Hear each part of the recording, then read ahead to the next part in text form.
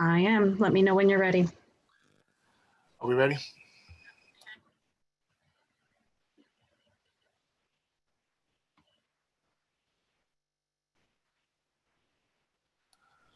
We are ready. You may begin. Okay, I'd like to call to order the December 21st, 2020 special meeting of Methacton School District Board of Directors. Please rise for the Pledge of Allegiance. I pledge allegiance to the flag of the United States of America and to the republic for which it stands, one nation, under God, indivisible, with liberty and justice for all.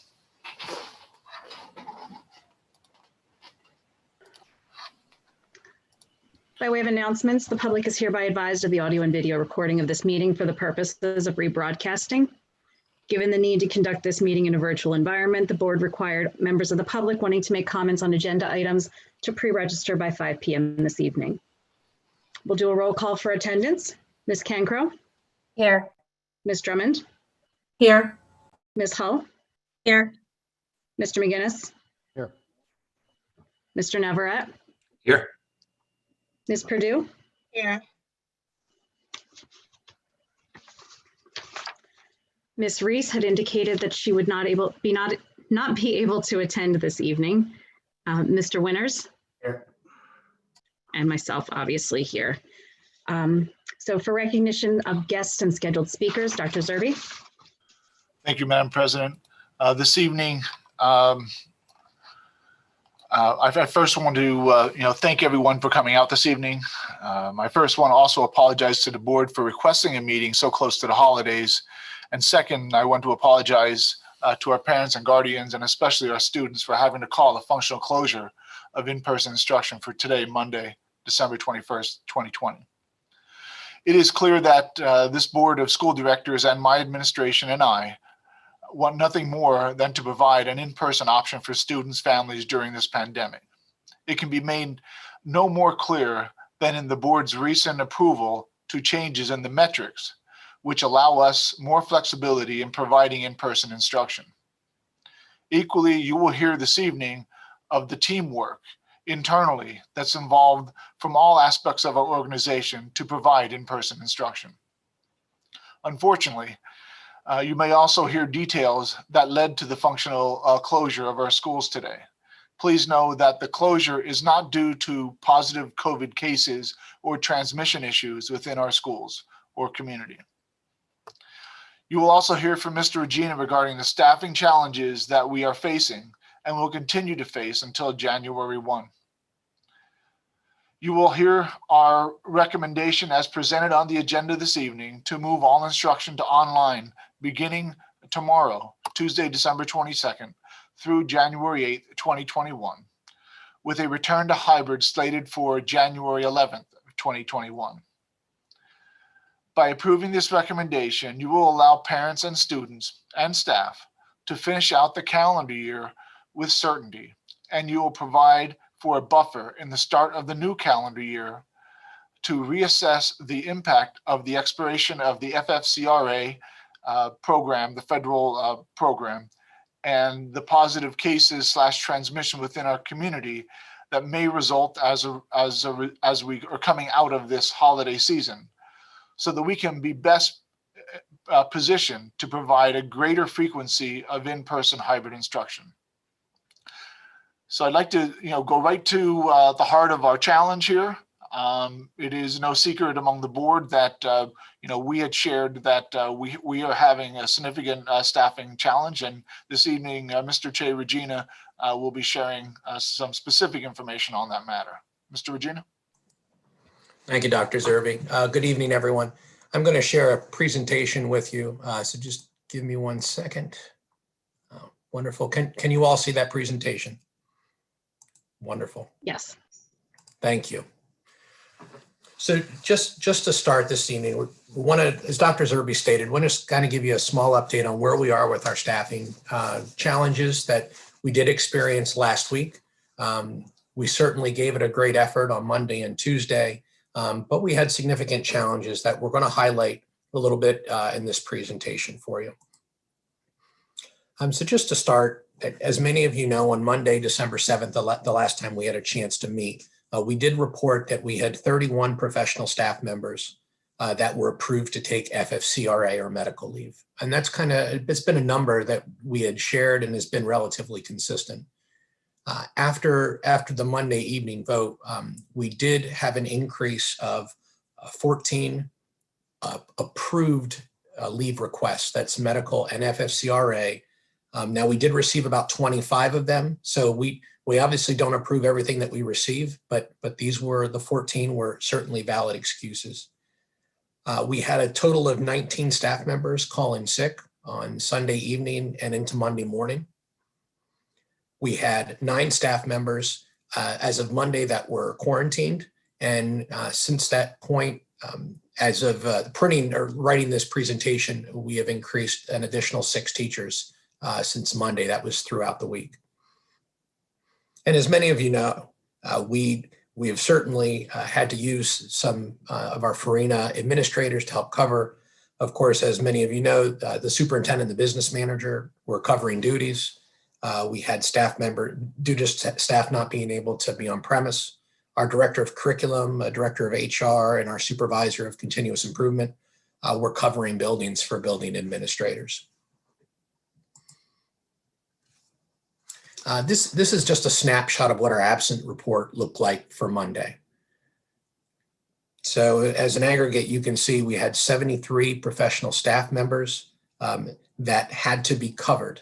So that doesn't necessarily mean that we had 73 individuals that weren't working, but many of those had to either stay virtual, but were not in position to be on premise. So we needed coverage for them on site. We had 17 support members and 3 administrators. Although this has the least information than all the other slides, it's likely the most significant. One thing that we want to talk about certainly is the focus on professional staff here. And the 73 absences are, I think, important for us to discuss and understand what that 73 means. So as you may recall in presentations in the past, when we've talked about subbing percentages and what our typical call off is on a specific day, it ranges anywhere from about 10 to 38 teachers or professional staff members in a given day. And that depends on the time of year or maybe even the time of the week. A number like 73 obviously is a significant change. Our typical percentage for coverage, we have about 3 to 9% of our staff members that need to be covered. With 73, we're looking at a number more like 20%. We currently have 22 building subs and guest teachers that we can use at our disposal. And as you can guess, the substitute list is very similar to our staff list. I mean, it's a fluid, moving system. They have the same challenges that our staff has. They may also need medical leave or FFCRA or quarantined. So what we have is 22 now is not the same 22 or even 28 people that we had a month ago. That list has certainly changed. The 2 columns to pay important attention to are the medical and FFCRA columns. The number of 45 there are those things that we can predict. We have some kind of time to at least be able to plan for these to the best of our ability. Because typically what happens is we receive a request, we process that request in HR, we determine whether it's a quality request and it's valid, and then we either approve or deny those requests.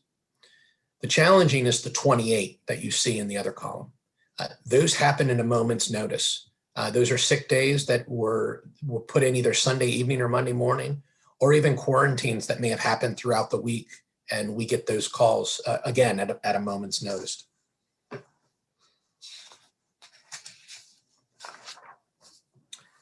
The final slide here just kind of gives a little summary of what we saw last week.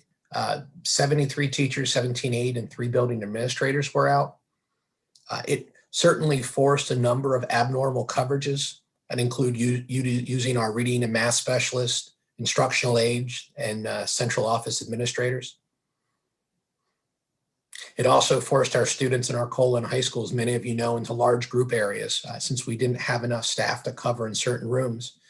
Many of our COLA students were stationed in the cafeteria and lobby. and our high school was utilizing the LGI cafeteria and the wrestling gymnasium on Monday and Tuesday.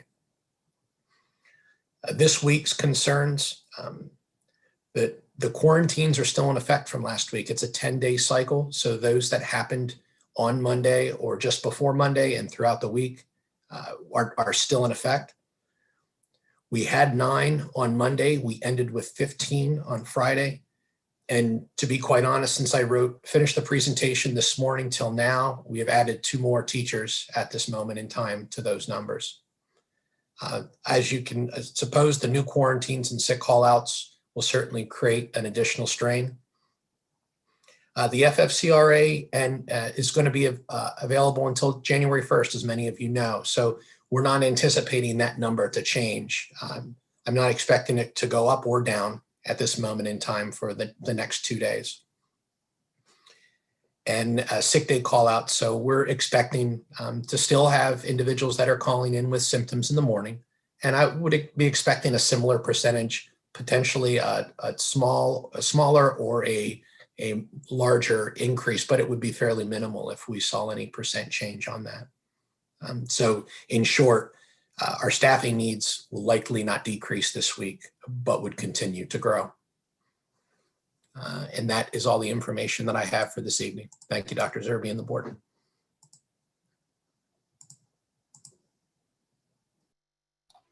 So in terms of the recommendation and the information that Mr. Regina has shared, I think we can be in a better position come January, allowing us to know that those 25 individuals who are now on FFCRA, generally for childcare matters, that program goes away. That gives us a greater access to those 25. Now, I will say this, and we've talked that those 25 it's not a definite shoo-in that those 25 are now become available to us.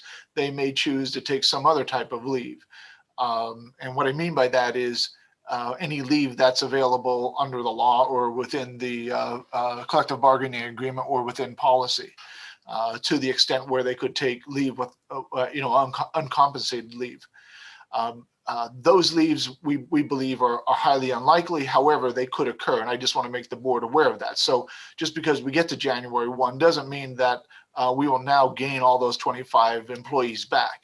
But we do believe that a majority of those 25 will be re-engaged in the pool of available staff to provide in-person instruction, which will help alleviate some of the challenge that we have. So at this point, we can open the floor to any questions from members of the board.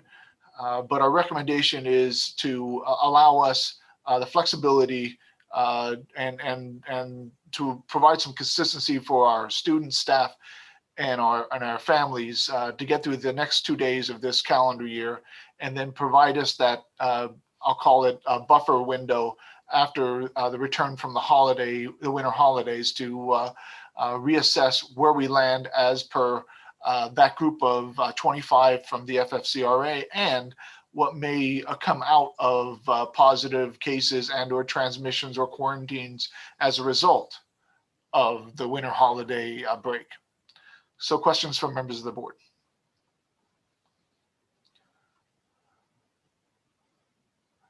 Ms. Aubrey-Larson-Hayes?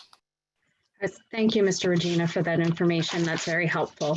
The one question that I have is, do we have a sense of how many students are being displaced in all of our buildings? So, for example, how many students at the high school in Arcola are being required to basically attend classes through Zoom in these large group areas, and then as well as in K-6, because I know that there have been some cases where even at the elementary level, we have kids who are going asynchronous and needing to sit in the back of another classroom for lack of coverage. Do we have a sense of how many students have been impacted that way?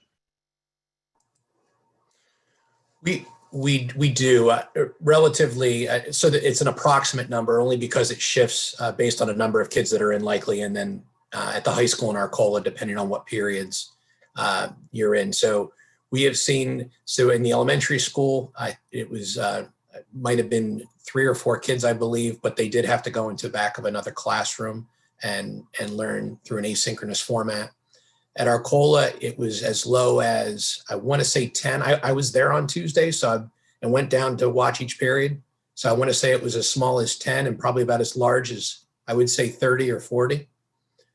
The high school was obviously a little bit broader of a range. I spoke with Dr. Sorgini on Monday, and I know Tuesday's numbers were smaller in attendance, but on Monday, I believe one of the periods was as small as 20 students, and I think it was as large as 40 to 50 students. And my understanding was that was in the gymnasium that was held.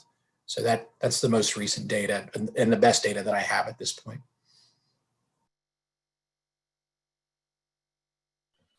Thank you.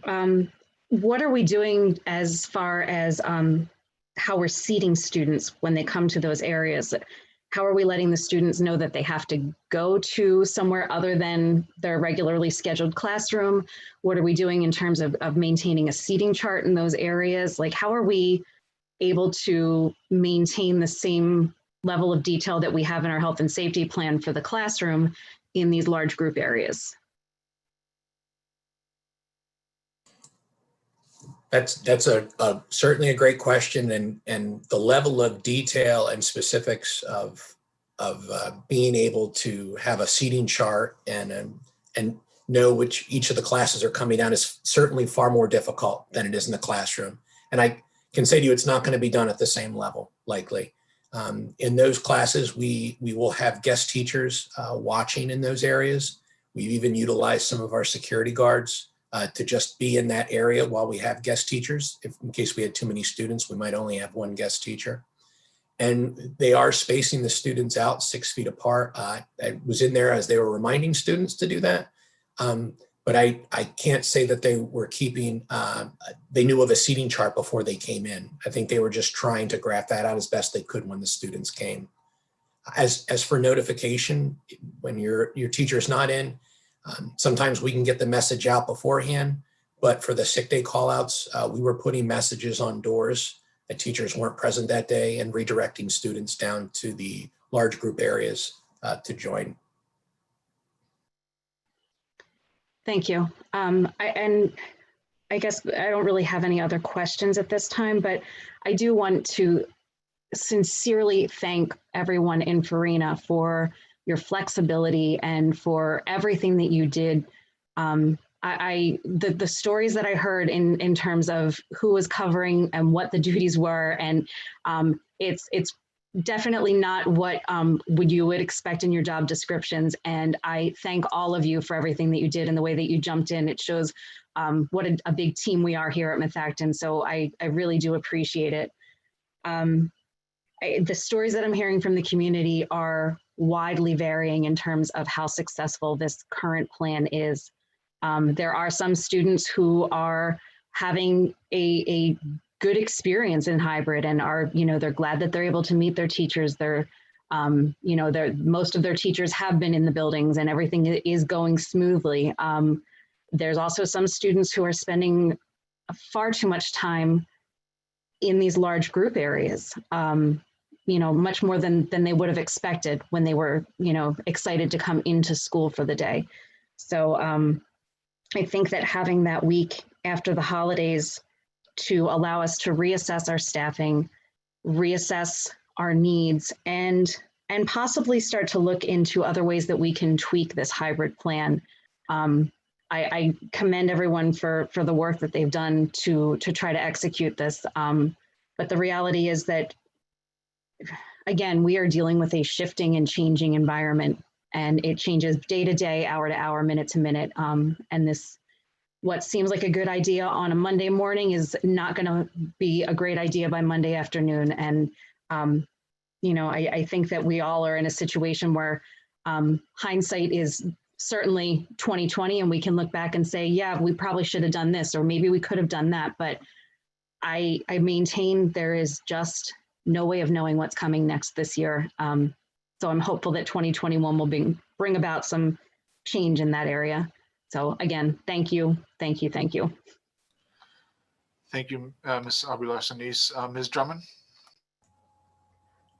So, thank you for that information. And along the same lines as Ms. Aubrey Larseny's, I guess I have concerns about these larger holding areas for students when there's a shortage of staff because, you know, in our health and safety plan, we talk about a maximum number of seats per classroom, and we talk about the distance between the seats.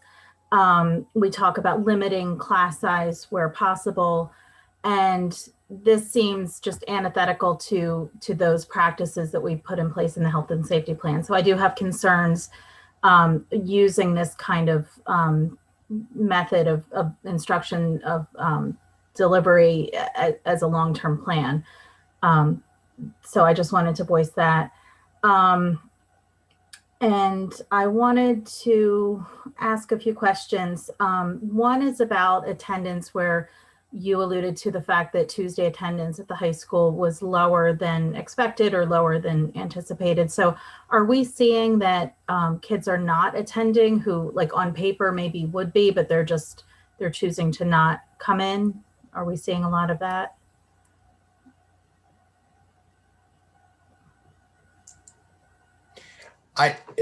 The reference there, Ms. Drummond, was certainly the idea that Tuesday's numbers were smaller than Monday's numbers, from my understanding at the high school. I unfortunately don't have that data in front of me on the student enrollment, but I do know at the high school it was quite a bit lower than it was on Monday. So as just as a reference, Monday we were 77 students lower than what we expected. And on Tuesday, we were 90 students lower than what we expected. Okay, thank you. And actually, to further illustrate that point, because I happen to have the numbers in front of me that were provided to us, on Tuesday, we had 135 students in the high school. And on Monday, we had 215. And our November 1st enrollment for the high school is 1,546, just to give us some perspective of how many students we're actually seeing on premises.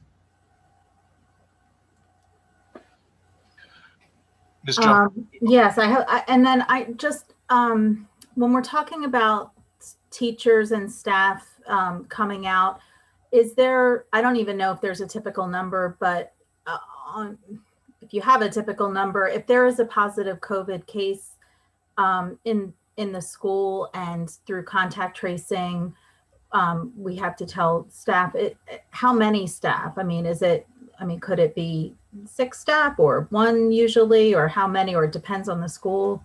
Like, well, I'm just trying to estimate the impact.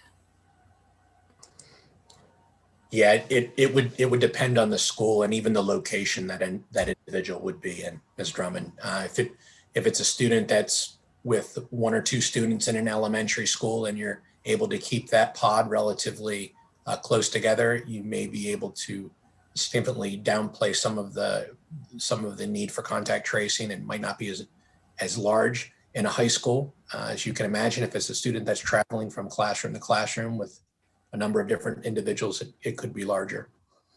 And just to give a point of reference here, most of our issues aren't as a result of, or quarantine issues or positivity issues aren't a result of students or staff coming into the school. In fact, for the days that we've had, we've come back from the 14th, we have 1 student, 1 positive student and 1 positive staff member. But what we are getting is a number of quarantines that are required as a result of them being in contact with someone else somewhere else. And same with students and staff. So it's not what's happening in schools, because quite frankly, we haven't been in school enough to say that, nor is the volume of students in our buildings that great to create that atmosphere. However, we continue to experience, and our nurses are continuing to get calls from staff and students for the requirements of quarantining and positive cases as a result of stuff that's happening outside of our schools. And please understand that that's not any different than what we're hearing in some of our other Montgomery County neighbors. They're experiencing the same process. So it's what occurs outside of school, not necessarily inside of school. In fact, the CHOP doctors, the county Department of Health are saying what some of the safest places to be are in our schools. And we still believe that. And I still think that when we come back and we address this whole staffing issue and see where the dust settles in the first week of January, I can tell you then that we'll be in a better position with the understanding that we don't have significant numbers of people in quarantine or positive cases. And there's still a risk. So there's not I don't want to make anyone on this board believe that coming back on January 4th through the 8th, we're going to be clearer and free of all challenges with staffing, because I think until there are some changes in some other rules and need for the length of time for quarantining, et cetera, we're going to continue having some challenges. But I do believe that it's reasonable to get closer to something that resembles a better and more consistent way of keeping that frequency happening and not having to call days for a functional closure of in-person instruction. Ms. Drummond, do you have other questions? Yes. So I have a question, or I would like to hear from Dr. Walsh, if you could. I'm not trying to put you on the spot at all, but just to say that I know that you're working on things through the curriculum office to make sure that no matter how we're teaching, that every student is successful and every student is recognized, and I know that you're doing that. So I didn't know if you were prepared to speak on that or could share some of that today, or could we see something in January at our next meeting? Sure, I can, I can put some talking points together at the next meeting, on the instructional delivery model. Okay, that would be great. Thank you. And then the last thing I want to say is I just was on the North Montco Tech meeting, and they will be going virtual that first week in January as well. Thank you, Ms. Drummond.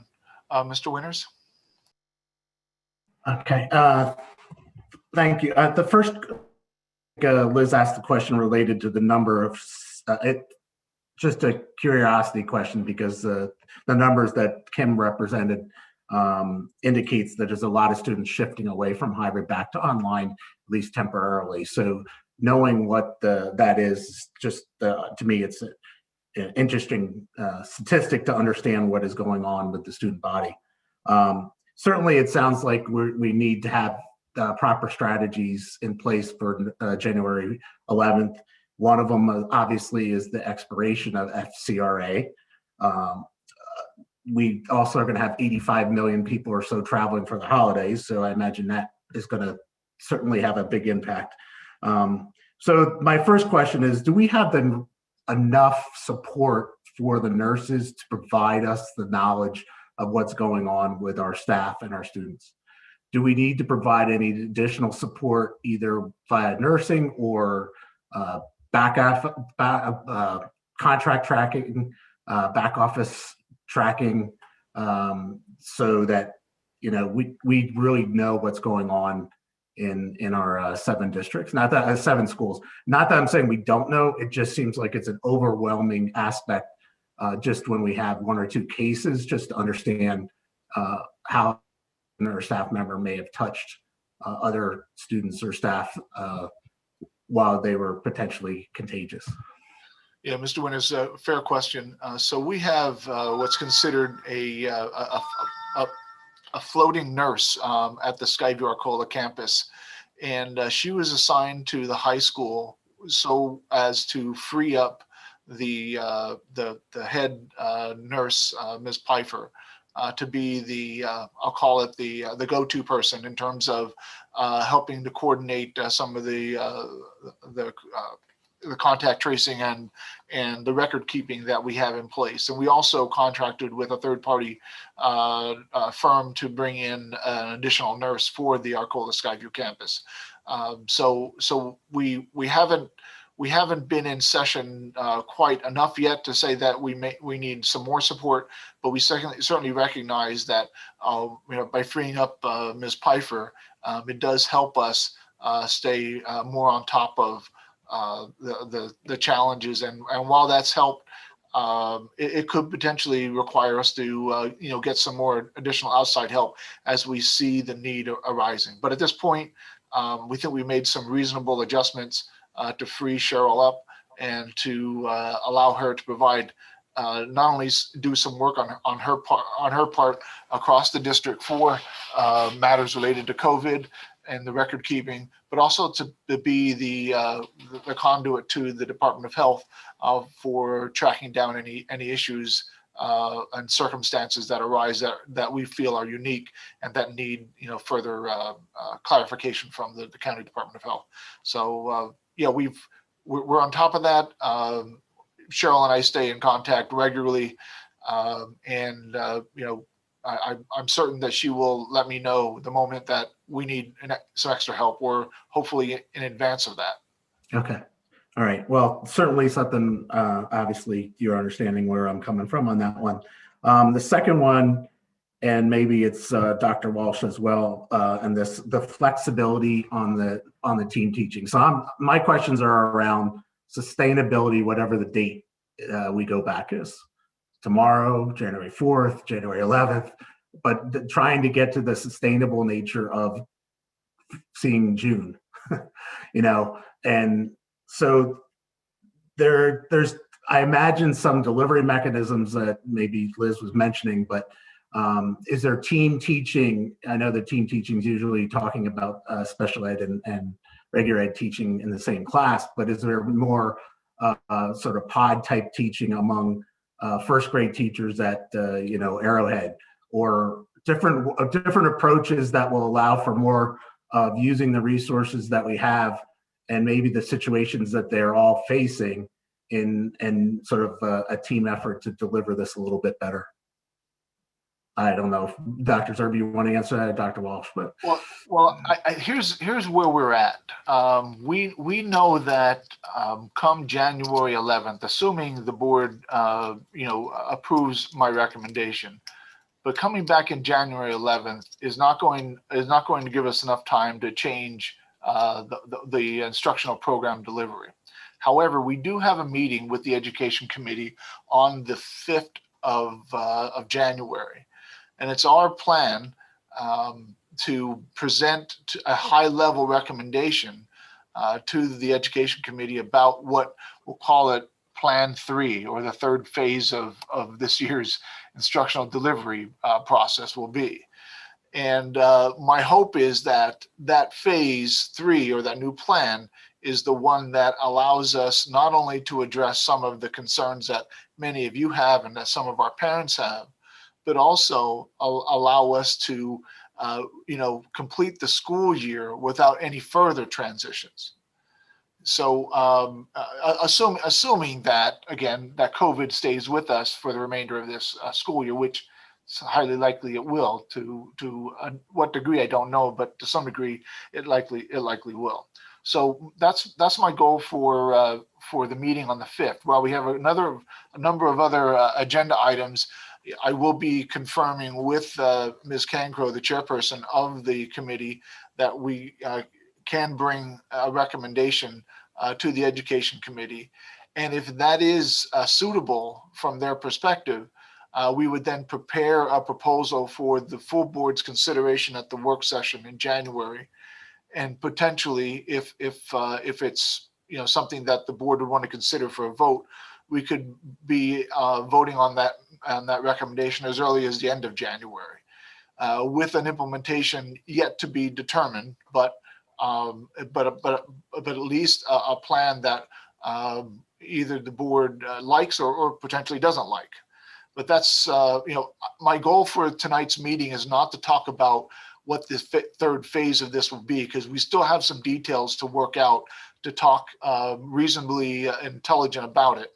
But to be honest with you, we are and have been talking about what is an alternative approach that not only is in the best interest of students, but also allows us to address the staffing challenges in a different way.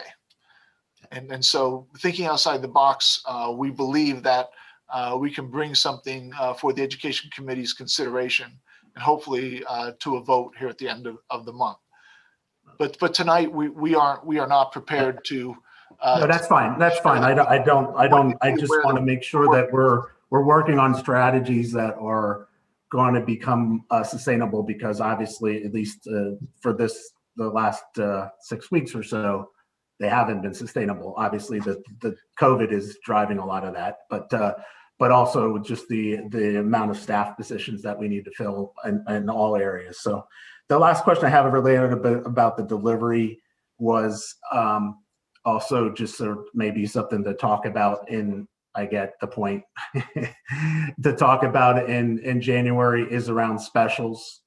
Having the same special, I guess, in an elementary school, a different day of the week, and the amount of students those teachers are being exposed to, and more or less, if there is an exposure in an elementary school, then almost by default, I believe a lot of them are going to at least have the possibility of being exposed. So I don't know if there's sort of 2-week buckets or something else that could be done to sort of limit the amount of exposure a art teacher or a music teacher or gym teacher would have during that sort of like block scheduling on the elementary side, just to minimize, because it's you get my point. So I'll stop. Thank you. Well, thank you, Mr. Winters. Appreciate those questions and comments. Any other comments or questions from members of the board? Mr. Navarrete?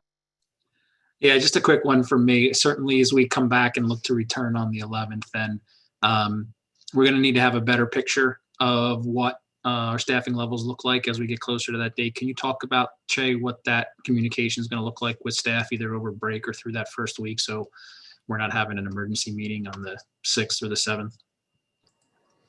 Certainly.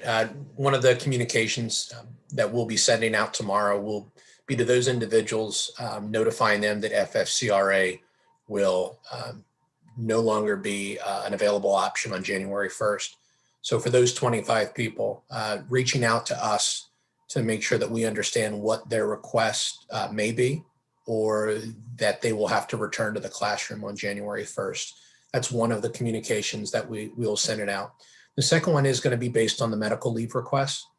We are going to have a follow-up, just so you know, whenever we have one of those, we do have an interactive process with each of our employees to discuss potential accommodations, things that we may be able to do instead of a leave request.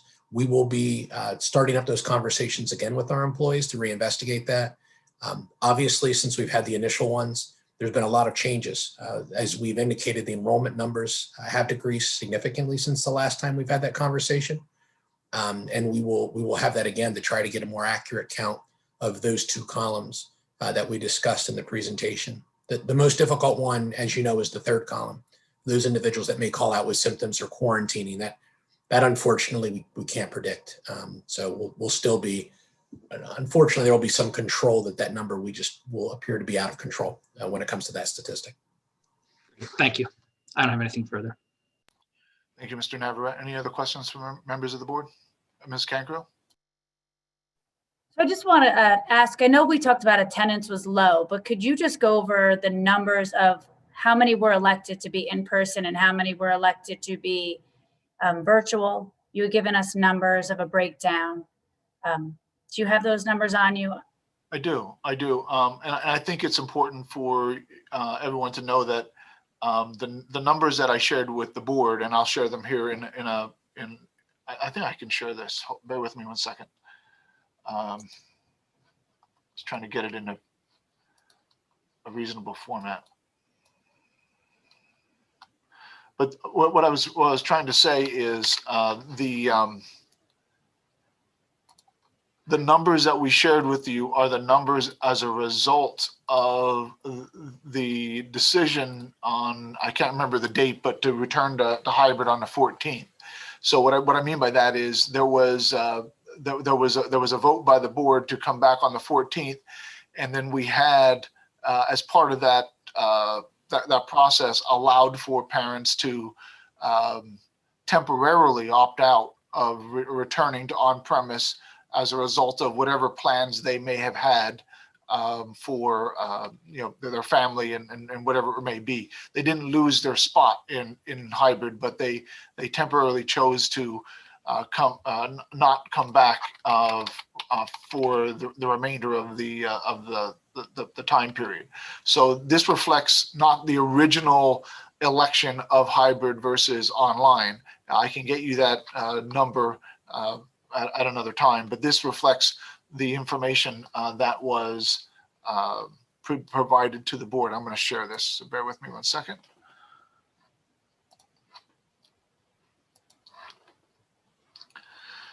So as you can see, the document that's here, it talks about the high school, Monday and Tuesday. It talks about the students that were expected to attend. It talks about the students that were actually in attendance. And it shows the different, I remember, I mentioned 77 and 90 students as a matter of conversation earlier. Then if you look at Arcola, the amount of difference there was much smaller. Again, similar at Skyview. And then if you look at some of the elementary buildings, not much change for Arrowhead. Eagleville, I think we saw a significant amount of students drop off. And as you can see, the difference in Woodland and Worcester, not that significant. Again, the number that we're not seeing, and the one that'll be probably the more long-term number, is the one that is likely indicative of the original choice. But I just wanted to make sure that you had what we had going into the week of the 14th. Yeah. What I'm basically trying to say is that we see that in the community, there is half the students that are requiring or want in-person instruction, and half the students that are asking for virtual. I'm not going to lie that I know that there were teachers that I've received there's just be transparent, because if we're not transparent, we can't fix what we don't know, like what we won't be honest with. I received a lot of emails from a minority of the teachers saying that they were very upset with me making the decision and to wait till Christmas, till after the Christmas break.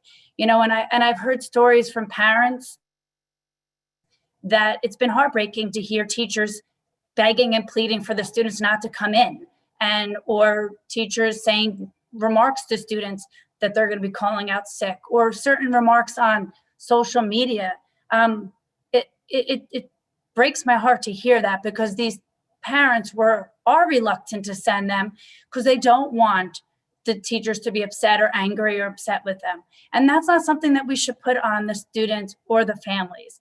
These children, if they're choosing to do in person, then that's what they need to do. So I just want us to remember that we have to be respectful of whatever those children's decision is. And as a board, we are an extension of the state legislature. And I'm only saying this because of the amount of emails that I received from the community and from the teachers, is that we have to follow the extensions of the guidelines of the PA Department of Education and the opinions and the interpretations of the state and local legislature when we make our decisions.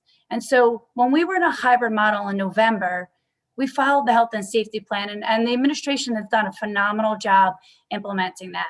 We did have to go virtual for 2 weeks because of the Monco Department of Health. And then we did an extension because of what the parameters we had in place with the metrics. From that, the governor said to come back. We've got the PA Department of Education. We signed the attestation guidelines, and the Montgomery County Public Health. These are the guidelines that we needed to follow. The timing of the holidays doesn't make it easier, but that's not a decision that we could have made for us to return back. So I understand people were upset maybe with that decision and not waiting till after January, but we put the guidelines in, and there was something that we had to follow, because I truly believe public education it's a state responsibility that we have to provide equity to all students. So I just wanted to put that out there. I think we need to shift our focus for our community to know that we are working hard, that all of us on this board are analyzing and deciding and talking with each other. The administration are working so hard to do what's right for the kids. So as we approach January and this vote to go back for January 11th, I just want the teachers to be honest, reach out to Jay, Regina, and have honest discussions with them, because these students want to come back, and we can't justify why they need to come back or what, but this is what they are owed. So I just want to put that in there, because I have been, as like all of us, it's been heavy on my heart for all of us. It's been a lot. And the teachers need to know that we support them with the health and safety plan. So I could not go on the new year without people knowing that it's been hard. It's been hard. The community needs to shift to a positive to support us. It's not been nice on social media. It's not been nice with emails. Know that we are here for all the students, and that is our priority. So I'm off my thing, but I just had to put that out there. So that's all. Sorry. No, thank you, Ms. Gangro, for those comments. Are there any other questions for the members of the board before we take public comment and then vote on the action item available to us? Ms. Perdue? So I struggle with this meeting tonight when this meeting was called, just because I don't understand why this meeting was called. I thought the timing was not right when we think about everything that's going on. I think we met 2 weeks ago. The board, 5 members of the board voted and put a date in as far as returning back to on-premises at a certain time. In going back and looking at it now, let me know if my internet starts to cut off, because it's saying it's unstable. Can you hear me still? Okay, so in going back to it now, when this meeting was called, I'm trying to figure out if this strategy or going forward is going to be to have the board meeting weekly every Monday to evaluate whether we go back to on-premises or not. Because the initial plan was, before the motion was changed to the 14th, the initial plan was to return back on the 4th. Now we are changing that to the 11th. And at that meeting on the 7th, I knew that this administration really had an issue with even the 4th, right? So to even put a date of the 4th there and then come back later and put it, now we're asking for the 11th. And a part of me strongly do not know if the 11th is even going to happen, is what I really struggle with, because I just feel like we're dangling dates in front of the community, whether it's the students or the parents. We keep pushing these dates on. And if we want to talk about social emotional support for our teachers and our students in the community, that's not what, doing this, going back and forth is really hard. So if Methacton or the administration do not feel like we are in a position to really deliver a hybrid model, I think it's something that we really need to look at very, very closely and really evaluate. Because while I'm sitting here and I'm hopeful that 2021 will be better and things will change, I really have a hard time believing that we won't continue to have staffing issues. I believe that we're going to continue to see staffing issues. The expiry of the FFCRA is not automatically going to eliminate the challenges that we're going to see, because we are in the middle of a pandemic. People are going to get sick. People are going to need to get quarantined. They're going to need to get tested and have to wait for testing. So I believe the administration has to change course and really find out what else can we do. If we're looking at substitutes and guest teachers, how do we fill the gap? If we look back and we say we have, what is the number? I believe it's Virginia share was 30 staff on 25 on FFCRA. If that number do not change, if we still on January 25th, if we still have 25 staff members that have valid reason and cannot return back, whether FFCRA expires or not, what is our plan for that? Are we saying that until we can get that number to change, we cannot return back to the building?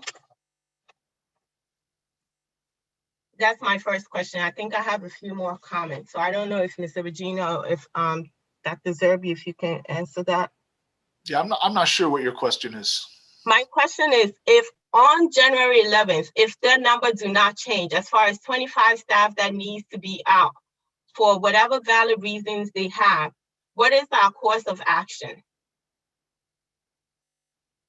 because I want to avoid having to get called into a meeting or having the public log into a meeting on a Monday night or every Monday night in this pandemic to have the board sit down and have a discussion about how we proceed and when we need to sign a new form, when we need to sign and submit a new form. So that's my question, is how are we moving forward from this? Because I don't think the end of the FFCRA is going to really alleviate the problems that we're seeing with staffing right now.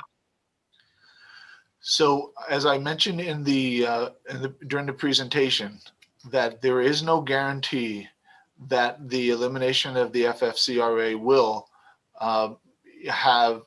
mean that we'll have 25 more teachers available to us. I said that. I do believe, however, that it's likely that we'll have more of those teachers. The challenging issue is that for some reason or another, an individual might have a medical matter that is under the law acceptable, and that could increase. They could choose to do other leaves that are available to them under contract, under policy, under law. So the truth of the matter is, and I explained this before, is that we are not necessarily out of the woods in terms of the potential staffing issues going forward. And this isn't like any other district that has staffing and the availability of programs to their staff to take advantage of. The issue for us is there is a program going away, which is likely to change the barometer enough to allow us to operate in the hybrid environment. And then also knowing that we need to look at a different approach, as I explained in an answer to Mr. Winter's question, whereby we'll be presenting at the Education Committee on the 5th of January a recommendation on how we can move forward with the next phase of in-person instruction, at the same time making sure that it's good for students and that it addresses some of the inherent challenges with our staff.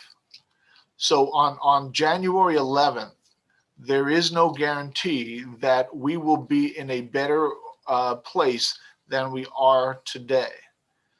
But it is my hope that through the conversation with the Education Committee and the board in January, that at least by the end of January, we will have a plan for the board to consider to address some of those issues, if in fact those issues after coming back from the holiday aren't putting us in a better place.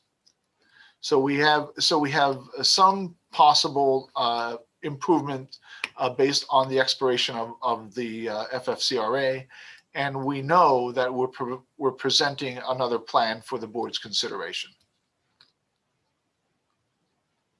So why did the administration ask for January 4th in the first place, if you knew you couldn't deliver on that timeline? Well, when you ask whether or not I knew that we could or couldn't deliver on that timeline, we would have not yet implemented that date. In fact, if you remember the recommendation, there was a recommendation to have us not to return to in-person instruction through the remainder of the school year and to return on the 4th. That was what the recommendation was. Which is what we're doing now, because we went last week. I mean, we had with the snowstorm, we had 3 days in. For some students, it may have been only 1 day, right? So we only had 3 days in. I'm not here to argue about the logistics and everything. I know there's a lot of things that's out of our control and out of our hands. I just feel like we keep putting ourselves in a bind with these dates. And I'm really curious as far as when we need to sign this form for PDE, do we need, and I asked this at the last call last time, do we need to keep putting a date on there? Because currently the last form that we signed was for the 14th, right? To say Methacton is returning virtual on the 14th, but we returned virtual. We weren't virtual. Returning a hybrid on the 14th, but we returned last week. Today we're not virtual. Based on a vote of the board today, we will not be. Did you have to submit a form today saying Methacton is virtual today? I did not. So then why was this meeting called for the board to vote on the fact that we need to remain virtual? If Because it gives people a chance to plan. It gives all of our families the understanding of what they can expect when they come back from the holidays. It gives our administration a chance to take a breath and regroup, because they've been working their butts off for months now and putting in God knows how many hours every week trying to figure out how to get through this. It gives us a chance to come back after the new year and reassess where we are. We will know that FFCRA has expired, and I am confident that Dr. Zerbe and Mr. Regina will be able to come together on January 4th and assess, are we going to be able to make this work for the 11th? And we will also be in the process simultaneously of developing a plan that will be presented to the Education Committee on the 5th, so that we can start to figure out if our current model is no longer sustainable, given the positivity rates and the skyrocketing cases that we are seeing in the community, do we need to come up with another way of doing this? So I think that, yes, Dr. Zerbe could continue to make the decision on his own to have functional closures, but I think we all know this is not going to get better with the Christmas holiday. Other districts have done the same exact thing with the same information. So I think that it's imperative for us to make this call now for the good of our students, for the good of the community, to be able to say, we know that we want to come back hybrid on January 11th. We will do our best to make that happen. We will have more information on January 4th than we do right now. And that's what we'll do. And it may or may not require another meeting of the board. And I know that this is more meetings than any of us signed on for. But you know what? None of us saw a pandemic coming. So here's where we are.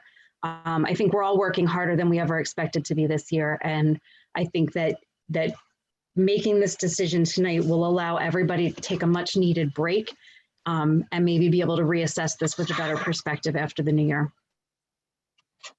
That's fine. Mr. Regina, can you please discuss what the sick call out policy? Are you able to talk about that a little bit? Sure. The sick day call out is done on the ones that we reported were Sunday evening and Monday morning. They go into an ASOP system. The system looks for a substitute immediately. If it can find one, one's assigned to the building. If it can't find one, we get a report that says that it's not covered. As you can imagine, when those calls come in at 4 or 5 in the morning, some of them did, we don't have a chance to follow up with the employee until the school day actually starts. And some of those sick leaves, most of them were individuals that were reporting symptoms that morning. So it doesn't necessarily need to have a doctor's excuse with it. What we typically do as a board and as a board policy, we certainly have the right to ask for doctor's excuse when we need to, but it isn't something that we were planning to do for individuals that called in with symptoms in the morning. I'm not so sure that would honestly be the best use of our time at this point, but we know that that's going to happen. So we've kind of expected that to some degree. And you mentioned earlier that we have 22 as far as the guest teacher and substitute. Do you think we'll get an increase in that number, right? Just because when we're looking at just those on FFCRA, what I'm really concerned here, and I'm not coming down on the administration or anyone, as a parent and as a school board director, I think it's very frustrating to be in this situation. I know it's a pandemic, I'm well aware of it, and we're all working very hard. I applaud the administration. I know they're working hard. I applaud them for stepping up and coming out of arena and going into the buildings and filling in where their gaps are. We all knew that going into this hybrid plan that, the staff we're really asking a lot for the staff, all staff, to really come in and really step up and really get this hybrid plan in motion. It wasn't going to be easy. We know that, and we see that from other districts that have a hybrid planning that are working on it. But I think what we really need to do is really figure out where the gaps are and how we can address it. Because what I'm concerned, I'll go back to it again, is on January 11th, we're still going to be challenged by staffing issues. And really, how do we resolve that? What else are we doing to get more guest teachers and substitutes? Well, we've certainly added more than the 22 shows. I kind of talked it a little bit earlier, where the 22 is a fluid number, no different than our staff is. Those individuals get quarantined, they become sick, they have childcare concerns. So we've had, I want to say those 22, Samir, I'd hate to give you a number because I don't know it, but we've definitely had more than 22 that we've recruited. We just unfortunately only have 22 now as a result. We'll continue to do what we have been doing. We have been reserving the substitute staff early on. We have trained them. We've assigned them to buildings. We've guaranteed them work every day. We've been having those individuals get their professional development as soon as possible to get them in with our regular ed teachers that are here to help train those individuals. So that way, if someone goes out, they're ready to go in a classroom in a somewhat familiar experience and understanding of how the system works and what the appropriate policies are and how to react as a teacher, knowing that some of them are guest teachers. They don't have necessarily a training background or teaching background. So it's important for us to do that. So I think we've done all the necessary proactive steps that we need to. It's just unfortunate that the pool is so low and everyone's pulling from the same group of people. So it's very difficult to predict. I don't know that we would be able to do anything more to recruit individuals, but we will certainly have a different pool of people that are graduating from colleges. We're reaching out to universities to see what's available.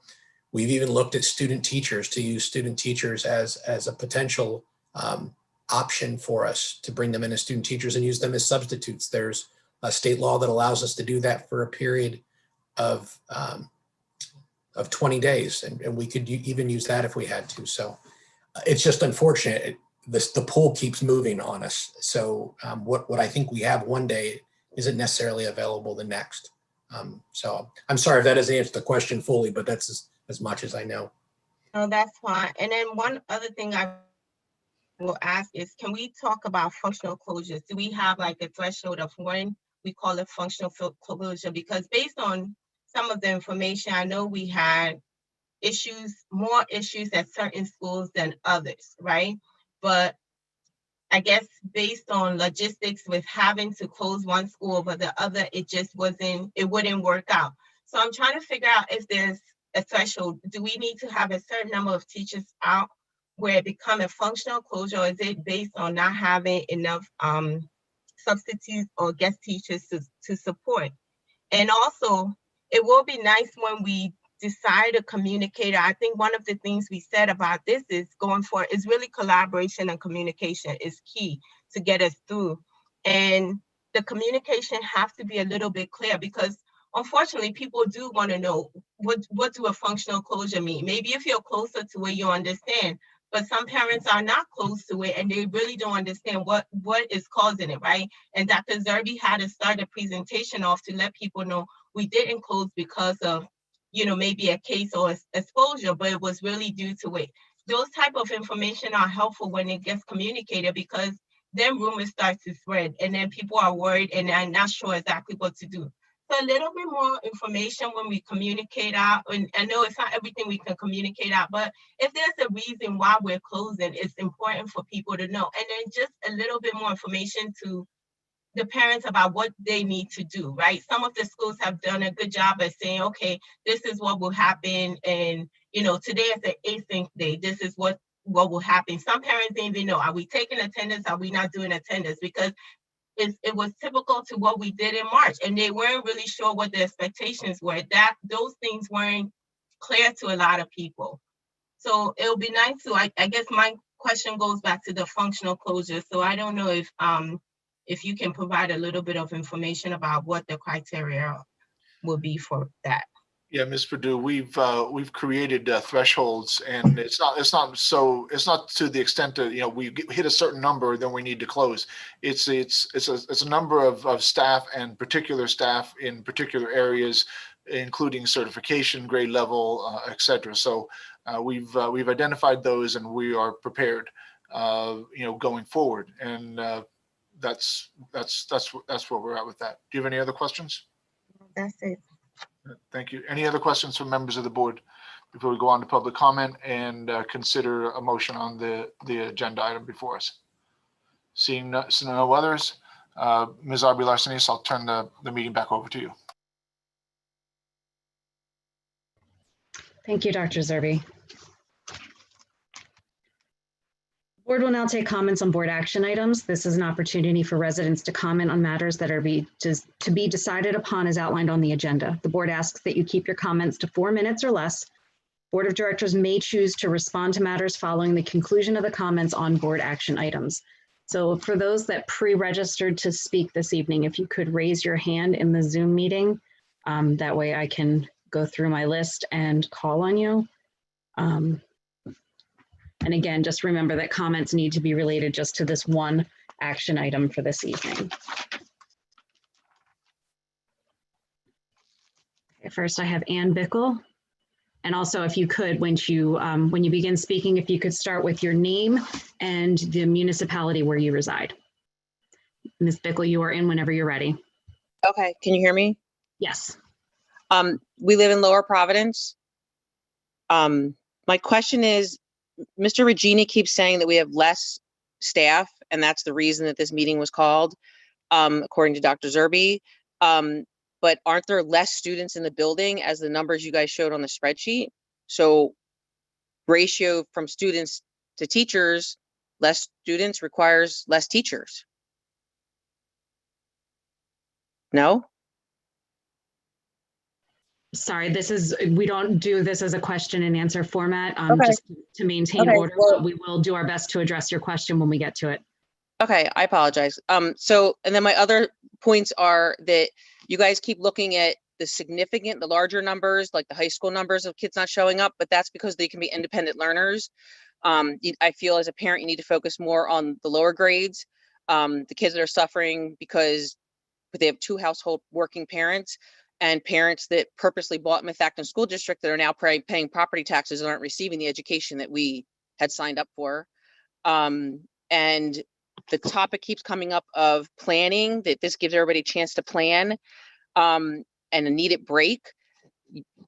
The school board has no idea what kind of needed break to working parents who can't leave their jobs, who have to educate their children now themselves. You can't understand that. And this letter that Dr. Zerbe sent out yesterday, chance to plan, this meeting's just to buy time until the 11th, which as a parent, I find extremely disturbing. If parents want to stay online, then let them enroll into Methacton Cyber School, and the parents that want their children to come back, get that concrete head count and stop letting parents jump back and forth until the situation's figured out, and then you would have concrete numbers. Thank you. Thank you. Next, I have Jessica Bradbury. Whenever you're ready. Good evening. Can you hear me? Yes, I can. Jessica Bradbury, Lower Providence Township. Question about the functional closure. Are we back to that all or none model where we can't make decisions on a building by building basis? And I'm still seeing most of the issues happening at the high school, right? So what's the real reason for tonight's special meeting? Is it a political one based on sick outs and other pressure from the teachers? Is it a form of mass punishment based on Ms. Aubrey-Larcenis' lack of trust and respect for members of our community? Or after listening, I think it's actually because Ms. Aubrey-Larcenis is still upset that the vote 2 weeks ago went against her secret ad hoc committee's recommendation for a return in January 4th or later, with an emphasis on later. How much banked paid sick time is out there, and what rate will this run out? How many of the variances of those expected to show up in hybrid were actually because there was a complete unenrollment from the district? Ms. Aubrey-Larcenis, you say during just about every meeting, you're a volunteer. There's no handbook for operating during COVID. It's okay if our students fall behind because all students are falling behind. That doesn't sound like someone who wants to lead Methacton in providing our students the education they deserve. I have yet to hear or see any data that the virtual learning model experiment is providing an effective education. Ms. Aubrey-Larcenace, Ms. Drummond, your questions are designed to keep us virtual. So let me suggest some other questions you should be asking. What's the daily attendance rate for virtual students, and how does that compare to normal attendance rates in prior years? How are we measuring student engagement during virtual learning? Where are the K-4 benchmark assessment results? How many of our students are receiving Fs? What's the average failure rate this year compared to prior years? Why hasn't there been a survey this year to seek feedback around the quality of the education? How are we ensuring the normal physical security controls that keep intruders out of our building classrooms are being applied in the virtual Zoom classrooms? I read a very thought-provoking article over the weekend you all should read. It's called "The Coronavirus Closed Our Schools. Our Diseased Politics is Keeping Them Closed." Dr. Dimitri Christakis, director of the Center of Child Health, Behavior and Development in Seattle's Children's Hospital, argues that we should follow where science leads us, even if it takes us somewhere we don't want to go. Christakis believes that if schools do not open now, they may not open in the fall of 2021, because almost certainly there won't be an approved vaccine for children by that time. Vaccination rates for adults will be high, but not universal, and the vaccine is not a panacea in any case. Educators are currently engaging in what amounts to be a national strike based on thin scientific evidence, Christakis argues, and that strike could continue well into 2022. Please stop the pattern of unnecessary closures and start thinking more creatively on how to meet the needs of your most important stakeholders, the children. Can you also please explain why it's necessary to register to speak? The Zoom link is publicly available, so registration is not needed to receive it. Would you please take a screenshot at the end of the session? Can you tell me what that has to do with the agenda items? It has to do with public censorship, which by your own admission you did last board meeting. No, I'm sorry, that you need to be speaking on board action items at this time. I'll talk again later. Thank you. Okay, thank you. Next, I have Marissa Rocco. Whenever you're ready. Hi, Marissa Rocco, Lower Providence. So, wow, Mr. Regina, thank you so much for that information. Those numbers were truly eye-opening. I'm just so concerned that we all know that FFCRA is expected to end this year. But as I was on the SHRM site today for work, reading some information, I came across this statement. Most states will be waiting to see what the federal government will do before expanding their laws further. This was from an attorney in Los Angeles. It is possible states and local jurisdictions will expand their own laws past January 1st or expand them to cover more employers if FFCRA is not extended. It's unfortunately very unclear. So this is a huge concern of mine. I understand the need. I understand where we are in terms of the numbers, and kids can't go to school without staff. I'm not questioning why today happened. I'm actually not even questioning why this week happened. I can see there's a major concern. I just don't know what will change come January 11th. And I think that's where I hear what Samira is saying. It's that we keep dangling a date, and I just don't know that it's feasible. I really wanted to focus on the fact that I think that the decrease in student numbers that you're seeing, and I know it was more impacted at the high school than the lower grades, I think kids are just losing interest. And I think this time of year is just so hard. It's cold, it's winter, the holidays are coming.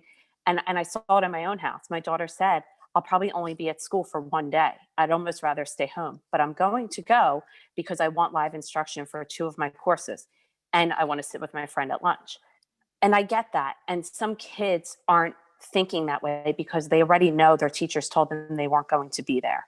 They're losing interest because they're having teachers say to them, I might not be there on Monday or X day. That's a really concerning message to kids at a certain age. I'm really concerned about some of those teacher messages that are being delivered. I can't help but think teachers would feel differently if they were given an option to be full-time virtual teachers. We've passed that. I know we can't go back to it, but in hindsight, I think we all realize that that probably would have been the best solution, at least for K through 6, to have those dedicated teachers. But I think now my biggest concern is I feel like it's time to poll the families again, Hold families accountable to a hard date. If you're choosing virtual, it's till X date, whether that be April 1, March 1. But I feel like, as Miss Bickle, I think that was her name, who first called in, said, we can see the decrease in students, so we don't need as much staff. Maybe we can do some reconfiguring. It might mean some shifting of teachers. It might mean some flexibility by everyone, but we're not going to get anywhere without everyone allowing for a bit of flexibility. I think that's actually all. Oh, and one more thing to also reiterate what Ms. Bickle said, we all need a break. Every person working from home is working more hours than they ever have in their entire lives. It's constant interruptions. It's helping the kids when they need it. We're all doing the best we can. So I know that goes for the administration too, but I think we need to keep our parents and, most importantly, our students. Our students are the ones suffering. These kids just want to see their teachers. They just want to get in a building. I moved my son to a private school, and the look of pure joy when I picked him up after his first full day in person was night and day to how he looked in September, with that glazed over look over his face of being online all day. So we need to think about that and put these kids first. Thank you. Thank you, Ms. Rocco. Next I have, let's see, Joe Rittenhouse. Whenever you're ready. Can you hear me now? Yes, I can. All right. So I had prepared remarks. I'm sorry, I need you to identify yourself with your name and municipality. Hi, my name is Joe Rittenhouse, and I'm from Lower Providence. Thank you. So I had prepared remarks, but I'm going to skip them because there was things that were highlighted that I thought were really important. The two things that stuck out to me were Dr. Zerbe saying the safest place to be is the schools. Those were his words.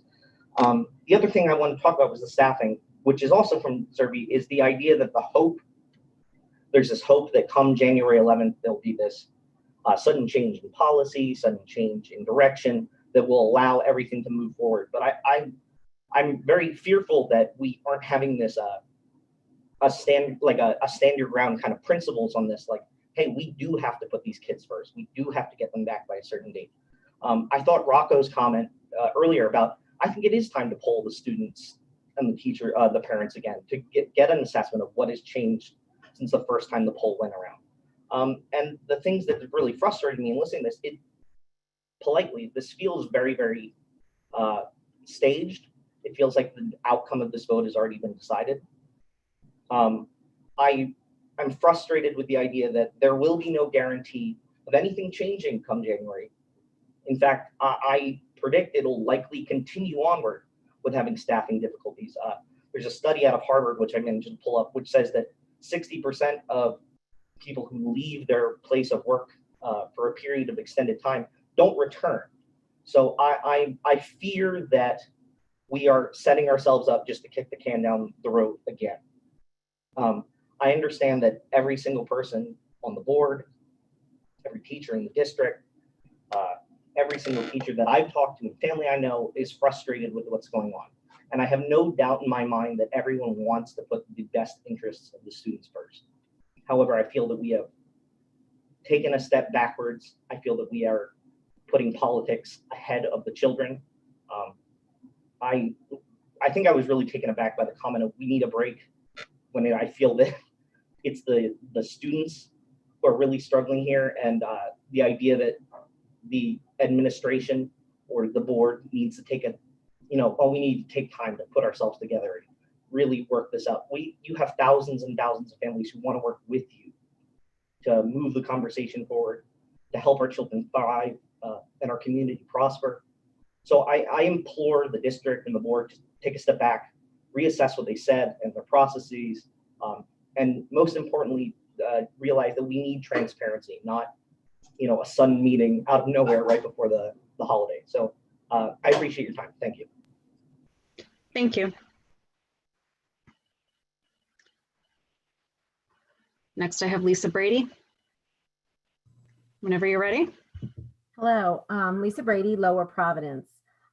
First, I would like to thank Mr. Regina for that information. I really think, that was the information a lot in the community we're really looking for. What is the breakdown? Where is the holdup?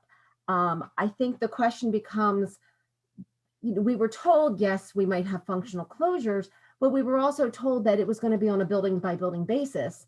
And then all of a sudden, the whole district's closed. And even by those numbers that were presented, it looks like some of those, especially at the elementary schools, you know, may have been able to stay open, and they did have the staffing. So that would be a question I would, you know, would be great to get an answer to, as to, you know, why did the whole district close rather than just those particularly hard hit schools. My next question is also, why Methacton?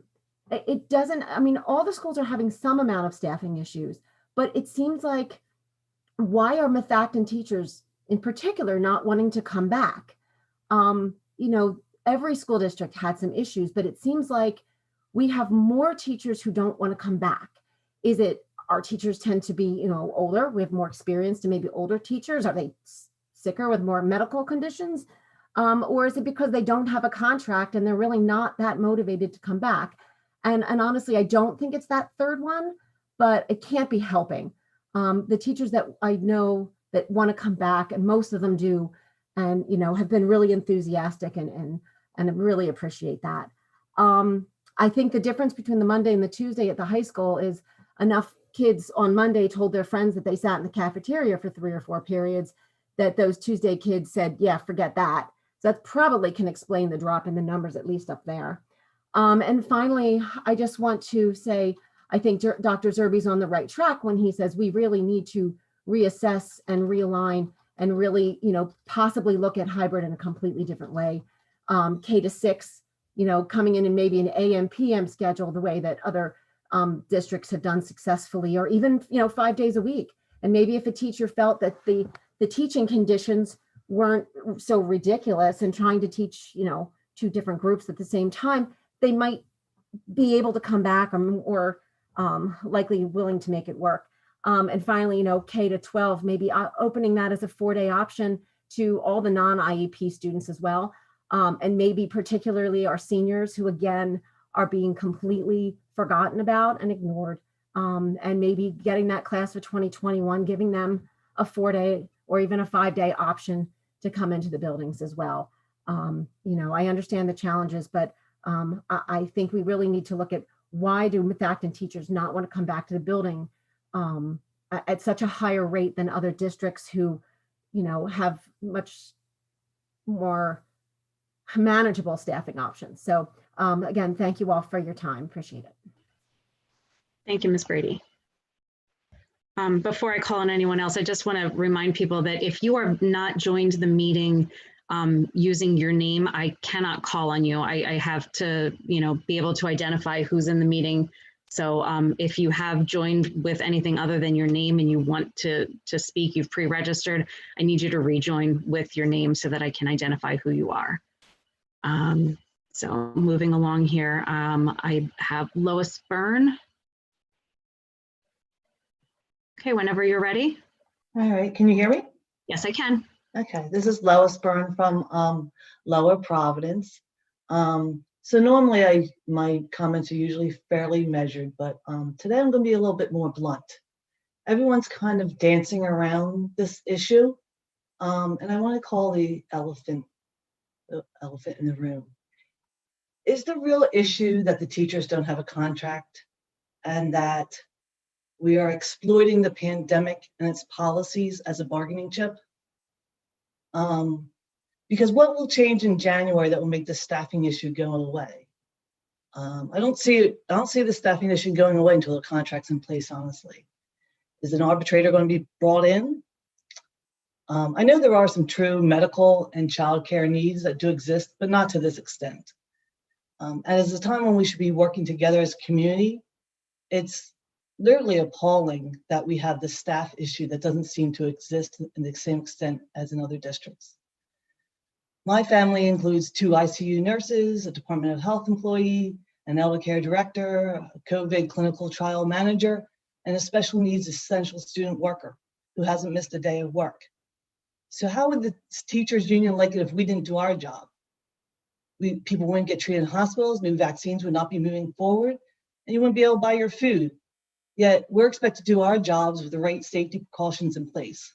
I expect the teachers' unions to do the same. No one's focusing on the student. Vaccines will not be available for the children. until next year at the earliest, because clinical trials have just started for children.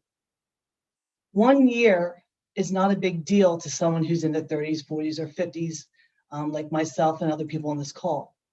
But to a kindergarten student, a first grade student, a high school student, 1 to 2 years of their education being impacted could literally change the trajectory of that child's life forever. High school students are losing opportunities that would never, ever be regained. They're losing motivation. They're asking, why do I bother? Our education is suffering. Our children are suffering. So what are we going to do next year? Are we going to offer a T1 for the kindergarten students that aren't ready for first grade? Are we going to actually acknowledge that we've lost a full year of education? And how are we going to make this up? Everyone keeps saying we're all in the same boats and concessions and adaptations will be made, but that's not accurate. Private schools are in school, other districts, counties, states are in school, other countries are in school, but our students are failing behind. And until we can address the white elephant in the room, which I think is our underlying staffing issue, that we don't have a teacher's contract, I don't think we can resolve our staffing issue, and we will not be able to get back in the classroom. So I would like us to be a little bit more transparent on that issue. Thank you. Thank you. Next, I have Jackie Mistrelli. Whenever you're ready. Hi, Jackie Mistrali, Lower Providence. I have kids in Arrowhead, Arcola, and the high school. Really hard to go after you, Lois. That was everything that's on my mind, from the vaccine timing to the staffing issues we're having. Anywho, to the board, your comments tonight, I can't thank you enough, Ms. Cankro, Ms. Purdue. You also have noted and asked every question that is on a lot of our minds. On the flip side, one board member was talking about how the student numbers are. Another is noting that holding areas are too overloaded, and one is saying that the special teachers are being exposed to too many students per week. So what is it? Do we have too low of students or too high of students? You know, guys never seem to be synchronized and never seem to provide confirmed data, which just gives us a lack of confidence in anything that you're throwing out there because it's never validated. The attendance numbers are down in the high school because the kids are exhausted and unmotivated, and the parents have no energy left to fight them. This is what we have come to. They've been out of school for almost a year now. It is December 21st, and they pretty much have not been in school since March 13th, almost a year. I actually have a lot more questions tonight than more comments. Ms. Larseny's, I'd like to know what other school districts last night in our area closed after opening back up in December to hybrid. You mentioned that earlier. You never seem to be able to back up what you say. We only want objective information on these meetings. No opinions anymore, thank you. Have you determined why Methacton attendance in the building is down versus the other districts? Has anyone looked into that at all? Has a plan been started for in-person school based on the number of students attending in the building versus staffing willing to come in the building? I would think this probably should have been started in September when you voted to go back in November. Are you seeing an increase in truancy letters going out since last year this time? I'm hearing a lot about people getting truancy letters. Dr. Regina, I think most importantly, has a root cause been determined of why the neighboring school districts are not seeing the critical staff issues that we are facing? Determining the root cause of this is critical, and I really hope that we can get on this as soon as possible so the issue can start to be resolved once we find out what the root cause is. And to everyone, a lot of thoughts lately on, is there any plan to create some sort of steering committee, including physicians, mental health workers, our own district school psychologists, HR recruiting experts, crisis management experts, etc., to help guide you in your decision-making regarding the opening and closing of schools? It is abundantly clear that we do not understand how to do this, and you do not have the expertise to make these decisions independently without expert input and complete review of data. What you are doing to these students right now is downright wrong. You can see that by the attendance numbers at the high school, in addition, the number of truancy letters going out. Do you have a plan if we remain virtual past January 11th? Has anyone contacted the state to request the mandated number of student hours be reduced since these poor kids have been in virtual school for just under a year now? It's abundantly clear tonight from Dr. Zerbe and Dr. Regina, we are not open due to staffing issues. What are you doing about it? Because right now it sounds like some of the board members are hiding behind irrelevant information and data to keep the buildings closed. And again, as a reminder, it has been almost a year now since our kids have had security in our school district. This is not a good thing right now, and you're seeing it with attendance numbers. I'd love to see what the grades look like in comparison to last year. Thank you, Ms. Mistrelli. That's your 4 minutes. Thank you. Dr. Malik, whenever you're ready. Can you hear me okay? Yes, I can. Thank you. Jim Malik, Worcester. Some of the best speakers I've heard actually since I've been in the school district. I agree with Mr. Rittenhouse, and to paraphrase what he was saying, it's politics over children, which, you know, it's about the kids and their families. It's not about you guys and how hard you're working or anything else. I think you got to shift your focus to the children. The last speaker had it right. The damage you're doing to these kids is incalculable. Great comments by Mrs. Purdue. She gets it. You know, the question was, what happens on January 11th? Well, I'll tell you what happens. It's more of the same, because you don't have any rationale for anything you're doing. And your biggest rationale is some chart you got from PDE.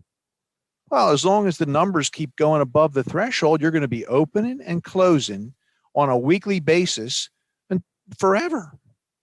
So you better come up with a different plan, because you're going to have, you think you have unhappy people now, you keep doing this till the end of the year. You know, elections have consequences, and everybody's seeing right now what the consequences were of the last elections. And I hope they all remember that come May, when they can actually do something to change things.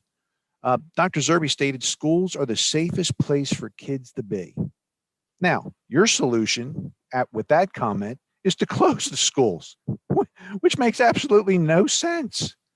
My question is, who are you guys really trying to protect? It's certainly not the kids, because they're safest in school. So maybe you can explain, you know, that comment and how it fits in with what you're doing. Ms. Larceny said that you have no way of knowing what's coming up this year. Well, I hate to say it, that's really not very reassuring. I can tell you what's coming up this year. You're going to have COVID. You're going to be going over your thresholds, and you're going to be opening and closing, you know, like a ping pong ball. So you gotta come up with a different plan of action. Just for your general knowledge, an article was published about the schools in Florida and kids in COVID. Okay. The risk of complications is higher with the flu than with COVID. The mortality rate is higher with the flu than it is with COVID. The hospitalization rate is higher with the flu than it is with COVID. So for the flu in the hospitals in Florida, hospital rates, 39.2 per 100,000 for kids.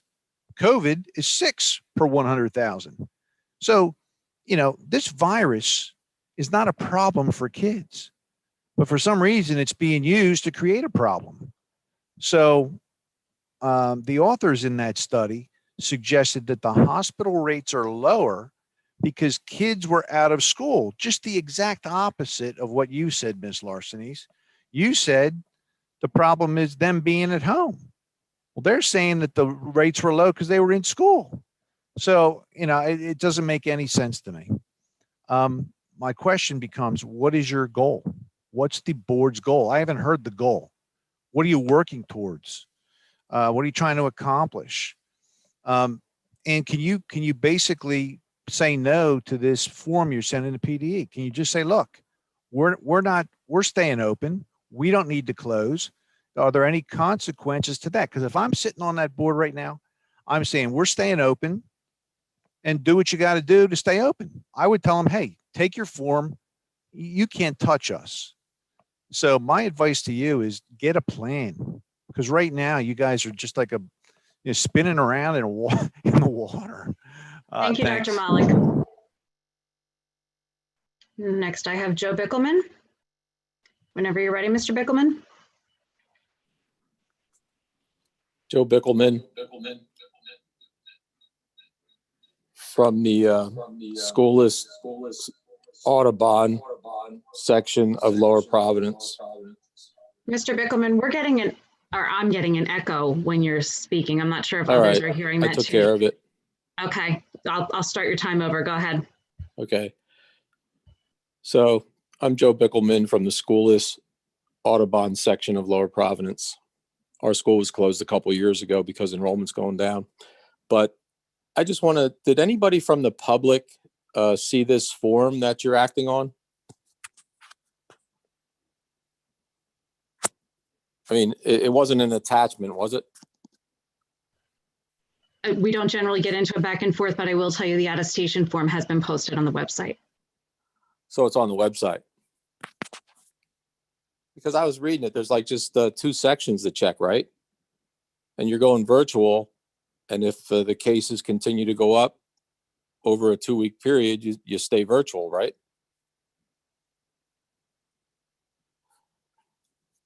And another thing with the staffing problems, I think the problem is the contract and the teachers not having a contract.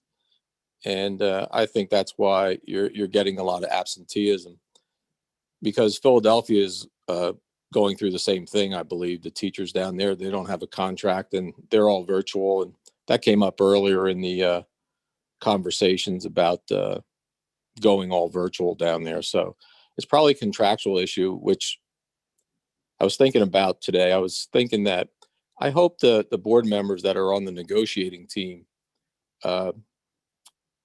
observe how the contract is being negotiated. And I hope the board is paying attention to that, because I hope your, I don't know, methods of negotiating or what you want to see be carried out with our negotiating lawyer, Jeff Sultanic. I hope you come to some kind of agreement between. Mr. Bickelman, I need to see how this connects to the agenda items. Well, it's about not settling the contract, and I think your absenteeism is related to the contract. Because I know lawyers don't like compromise in these things. You know, I just hope you as a board aren't going along with things like that if things are sensible on your side. Because I can't imagine what the impasse is, but I'm pretty sure it's the contract. That's why you have the high absenteeism. And if you have high absenteeism, you know, I think you should get some subs in and just, you know, get the kids in school. I think everybody's making good points about having the kids in school. I just don't understand why it's all this back and forth, because it really is hurting the kids. And you need to concentrate on the kids, not on politics, not on, you know, anything else, just the kids, period. Thanks. Thank you, Mr. Bickelman. Next, I have Peter McKinney. Whenever you're ready. Yes, I'm here. I'm from Lower Providence, Peter McKinney from Lower Providence. I find it frustrating, especially even then, like that any board member would act like they have the audacity to cut someone off who pays taxes in a district, regardless of the topic, because every topic they're speaking about is related to this agenda. Like, it goes back to years and years ago, the decisions that we've already been on strike once. I mean, luckily, my property values continue to increase, but not because the school district's getting any better. Mr. McKinney, I'm just going to stop you right there. There is a time at the end of the meeting for the board for public to comment on any items. I'm getting ready to talk about what I registered to talk about, and you're not going to cut me off. Sir, your right is to talk about an item that appears on the agenda for board action. That item hold on, sir. The only item on the agenda for board action is the attestation submission and the virtual schooling. Is that what you were about to talk about?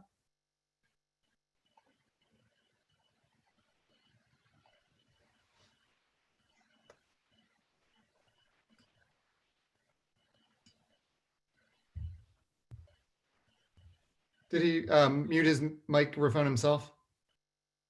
I'm unmuted again because you muted me. Whew. Other school districts have found ways to navigate this stuff, and many of them prepared long ago for the issues that we're facing now, not necessarily with the pandemic, but with snow days and virtual learning and off-premise stuff. But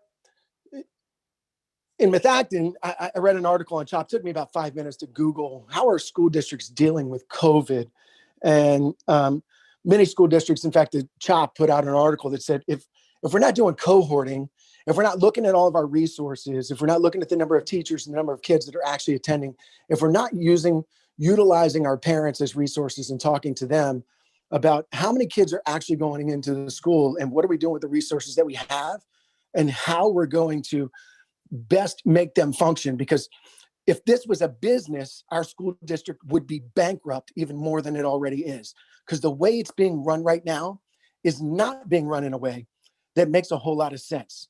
I appreciated Ms. Cankro and Ms. Perdue's comments, and I thought it was obvious that the board members that have an agenda to keep people off premise, it becomes obvious pretty easily in the way that you speak. It's, my wife and I both work full time and trying to be here to navigate. I'm an IT guy. I'm a lunch person. I am a math teacher. I am an English teacher. I'm teaching a child how to spell, and that's fine because I'm certainly equipped to do all those things. But maybe if we paid substitutes better, maybe if we looked at different resources, maybe if we worked with the abundance of universities, colleges, and community colleges in the area and worked with the grants programs that are available, their teacher assistant programs and things like that, maybe Methacton could start to live up to the reputation it had when I moved into the district, because it has certainly failed me at this point with a second grader, a third grader, and a seventh grader who spent a total of 3 days with in-person learning since March. 3 days of in-person learning. No teacher contracts, no plan to go back, just a continual, the transparency or lack thereof is appalling to me. The fact that a message would come out from a recording and not the leader who's closing functionally and saying, hey, I've made a decision and here's why. Man, maybe that would create some more trust. But right now there is none, because I don't think that there's a plan. I don't think you're utilizing your resources. I don't think the district understands. We have the fact that we're only on phase three. If hospitals ran like that, people would die. The hospitals are continuing to make adjustments. Every other business out there, the restaurant world, people are making adjustments on a daily basis. And we're complaining and asking to take a breath over the holidays because our kids just need to learn a little bit more. They need to be around other kids. Forget the learning. What about socialization? What about the things that they need to learn to be able to be comfortable and confident and successful members of society? We're missing the big picture. There are plenty of ways.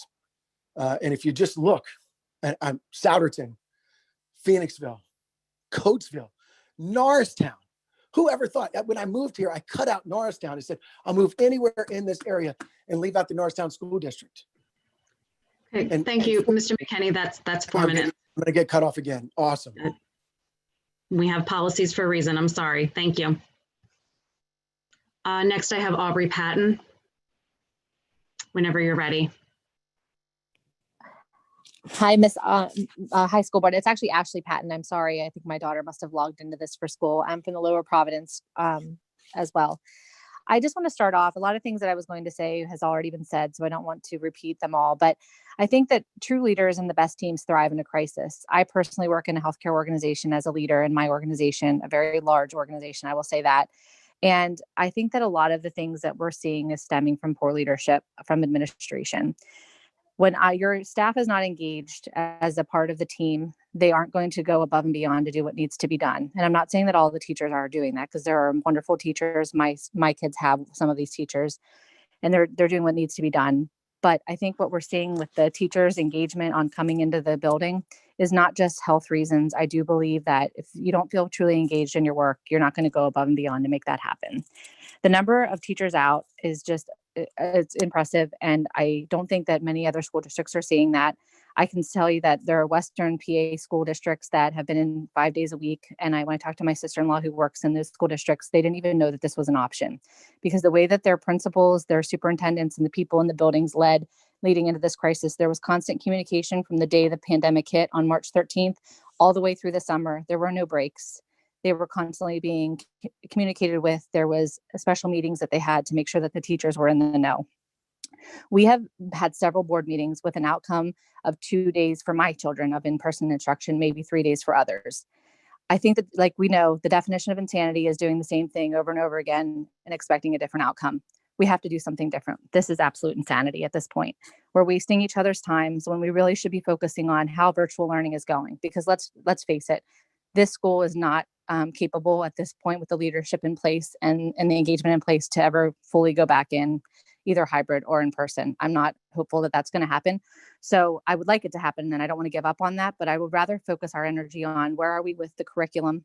How are the students actually doing? What have we adjusted in our virtual environment to make sure that we're meeting the needs for these students? Virtual definitely isn't good for all teachers either. There are some teachers that are thriving in this environment. I can tell you that I know some that are not.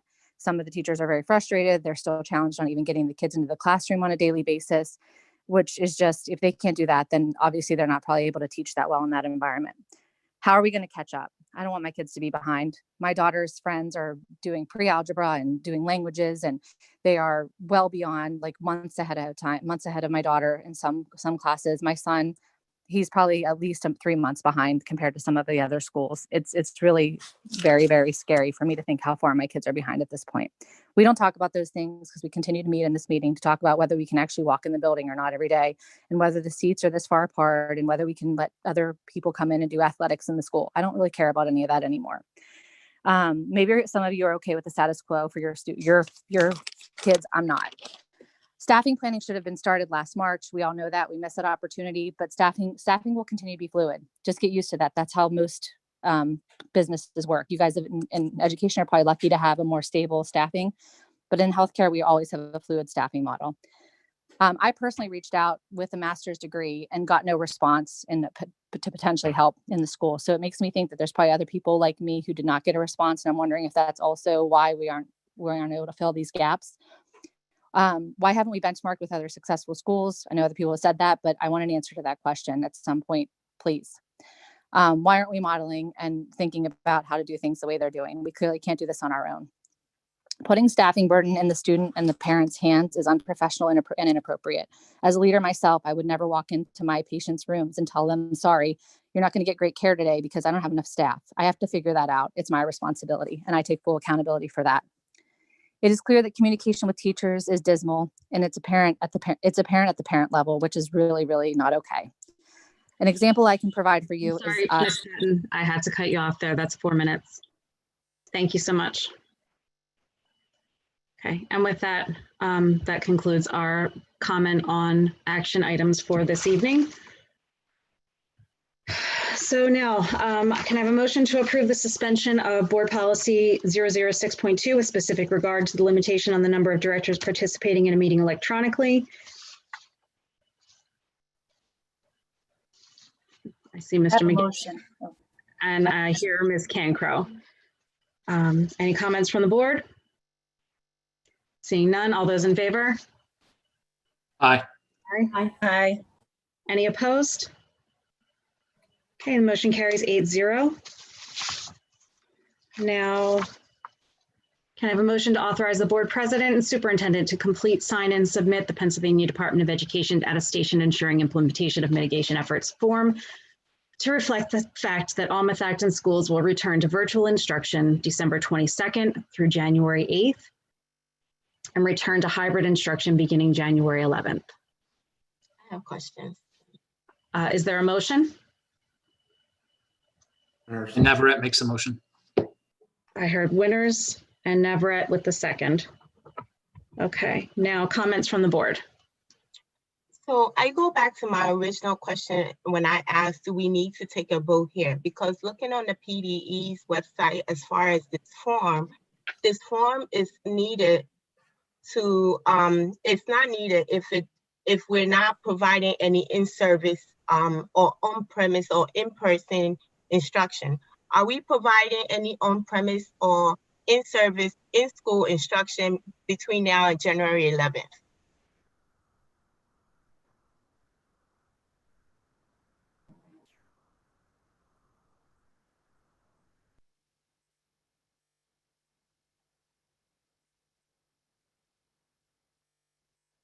I don't know if you heard my question or not. Who are you asking the question of? Well, I guess I can ask you, Dr. Zerbe, do we have any plans or intentions to provide any on-premises instruction between now to January 11th? The recommendation on the agenda is not to provide any in-person instruction between the 22nd of December and January 8th of 2021. So on the PDE website, it said public pre-K school entity that does not return a completed and signed form may not provide any in-person instruction, but may rather provide fully remote instruction and must suspend all extracurricular activities while the county is in substantial range of community transmission. So if we're not providing any in-person instruction until January 11th, what is the point of this form? Is it to retain extracurricular activities or allow the use of our facilities, or what is the point? So the point is that regardless of whether we have this form or not, the board had taken action for us to provide certain type of instruction, and that would include in-person instruction for both the 22nd or for the 21st, 22nd, or from the 14th, which would also include the 21st, 22nd, and 23rd of December, and would mean that we return to hybrid instruction on January 4th. The motion here, as it's worded, is to complete the form and to also adjust the direction of the board that was previously approved from in-person instruction during that time that was previously approved to virtual instruction for a period of time, January or December 22nd, December 23rd, January 4th through January 8th, and then return to hybrid on the 11th. So regardless of whether we fill the form out or not, the recommendation is to adjust the schedule and the delivery of instruction that was previously approved by the board. The matter of the form, it is customary under this new ruling that came out at the end of, or right before Thanksgiving, I believe, for us to update the Pennsylvania Department of Education when we change from in-person to hybrid or from hybrid to in-person. There are two check boxes on the form, and one is to indicate that we're all hybrid, and the other is to indicate that we're providing in-person instruction. Right now, the last form that was submitted indicated that we were having in-person instruction. And if the board so approves the agenda item as written, the board president and superintendent would sign the form saying that we're providing only virtual instruction for the change period of time.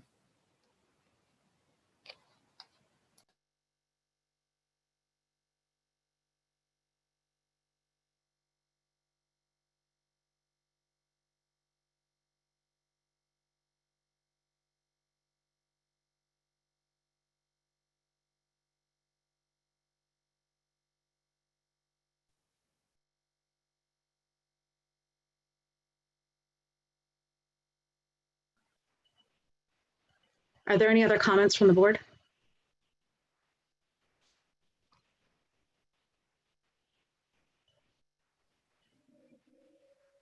Ms. Hall? So we're assuming that by approving this motion, we are looking at, having some continuity in delivery of instruction. So it's not a daily call on functional closures for some schools or all schools for the 7 days we're talking about. Is that correct? That is correct.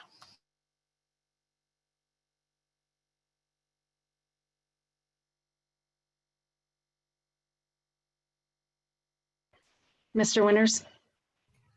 Yeah, there was a couple of, I think, meaningful questions that probably would be helpful. Dr. Zerbe, there was 2 elementary schools, I believe, that had very low numbers, and I believe the principle was that the ability to close schools in and out. So can you explain the number of schools that functionally are meeting the thresholds and which ones are not, and what the decision around not opening those 2 or 3 or whatever the number is that don't meet that threshold? Well, each building has a threshold that we put in place. The challenge is with the numbers that you see, it's a matter of shifting the resources by choice for us about which buildings would stay open. And it puts us and it puts the buildings in a very unfair situation. So while the numbers may look like they're independent of each other, it's 73 across the district. And there's only so many substitutes, there's only so many proctors, there's only so many situations whereby me as a superintendent believe that there is an appropriate way to address the issue. It is not appropriate for us to put, lay people or proctors in front of elementary students for a full day and expect an elementary teacher to be able to provide online instruction at that location. In an emergency situation, I would certainly do the right things and make sure that either myself or someone from the administration that has certification would do those things. But we're talking about not just closing it for one day because of these issues. These issues aren't going to change for the 3 days in this week. And they're likely, while we predict that we'll see a change in the FFCRA piece, we do not know, similar to other schools in Montgomery County who've already changed their return to hybrid instruction date from the 4th to the 11th. We would be in concert with them, knowing that based on the Department of Health's recommendation, because of the likelihood or the higher likelihood of transmission due to gatherings during the holiday season, it puts us in a position to best navigate the situation when we return from the holidays. And this is simply where the recommendation lies. Yeah, I understand. I just wanted the clarity there. There was a comment related to what the goal of the board is. I can certainly speak for myself. I think everybody has spoken individually. The goal is to provide the best education and emotional, in this calendar year, the emotional experience for all the students. We do want to get the student. I'm gonna support this mechanism, support this this vote. But the bottom line is we do want, but there's a functional inability to provide the education in the proper way at this form. It almost like, and some of the comments from the public seemed almost, I know that I'm sending myself for a whipping, but it almost sounded like you need to get in the goal was only to get in, just to get in. It doesn't matter who's in front of the student. It doesn't matter how they're teaching. It doesn't matter if it's a warm body or not a warm body. All that matters. We do need to provide the best educational experience. And I'm not saying that we're postponing because I'm afraid. I'm not doing any of those things. I really, contrary, I believe that getting more and more students back into school makes sense. What Dr. Zerbe quoted was the element that getting students in school was the right thing to do. And we, I believe, all 9 of us believe that, and certainly the administration does. So the principle of what our goal is to get students back in. The other thing I do need to make a comment on, as I've been part of the contract negotiation, both in the previous negotiation and during this negotiation with the MEA, I have no reason to believe necessarily that anything that's happening related to the staffing is related to the contract. The amount of people being exposed to and need to be quarantined exposed to this could be higher or lower. I am not going to express an opinion that the MEA is providing any type of incentive for people to take time off or related to the contract. Obviously, the contract is a sore subject on both sides, We have agreed to go to jointly going to fact finding to try to resolve this issue. We jointly decided to go to fact finding in the month of January. So we do see, hopefully, as something that we both can agree to in the near future. So we are doing the things to resolve, but I do not want the opinion that was expressed is necessarily the opinion of the board, at least this board member, that the MEA, and now I know what's going to happen from this. It's going to be told that I am political because I'm a Democrat and because I have been supported by the teachers union in the past, that I'm just bending over. That is not the case. And if you ask those at the negotiating table on the other side, they certainly know that I am fighting for what is, I believe, the best for the entire district, which is the staff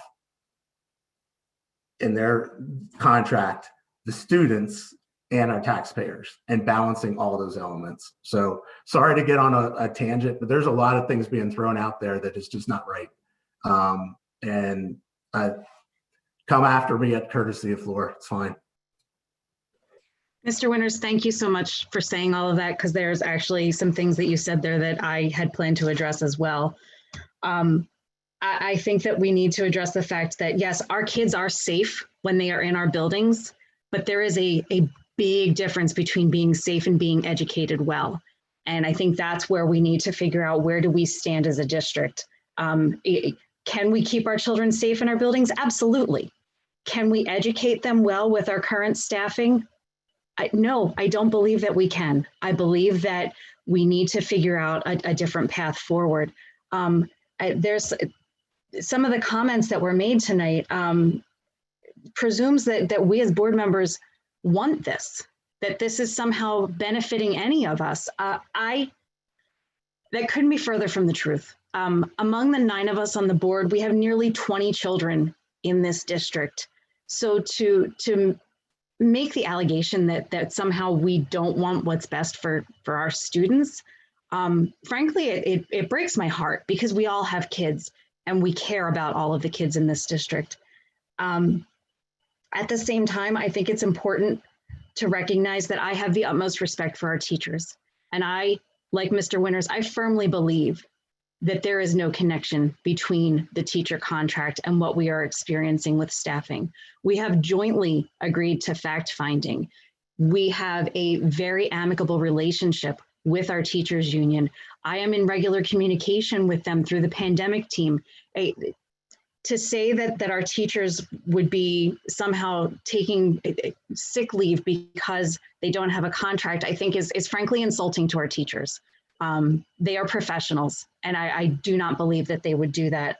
And to be quite honest, if this board was so easily controlled by the teachers union, I think we can all agree that they would probably have a contract by now. So I don't think that it's fair to make an assertion that somehow the teachers union is calling the shots here. We are doing what is in the best interest of our students and our staff. And right now, I believe that we need to take a step back. We need to go back to virtual. And some of the comments that I heard tonight, actually, I think that that's where we need to go. We need to primarily focus on how we can get our younger students back into classrooms with teachers in front of them after the new year. I think we need to look at possibly reevaluating the decision we previously made, which was to keep the teacher-student dynamic in place.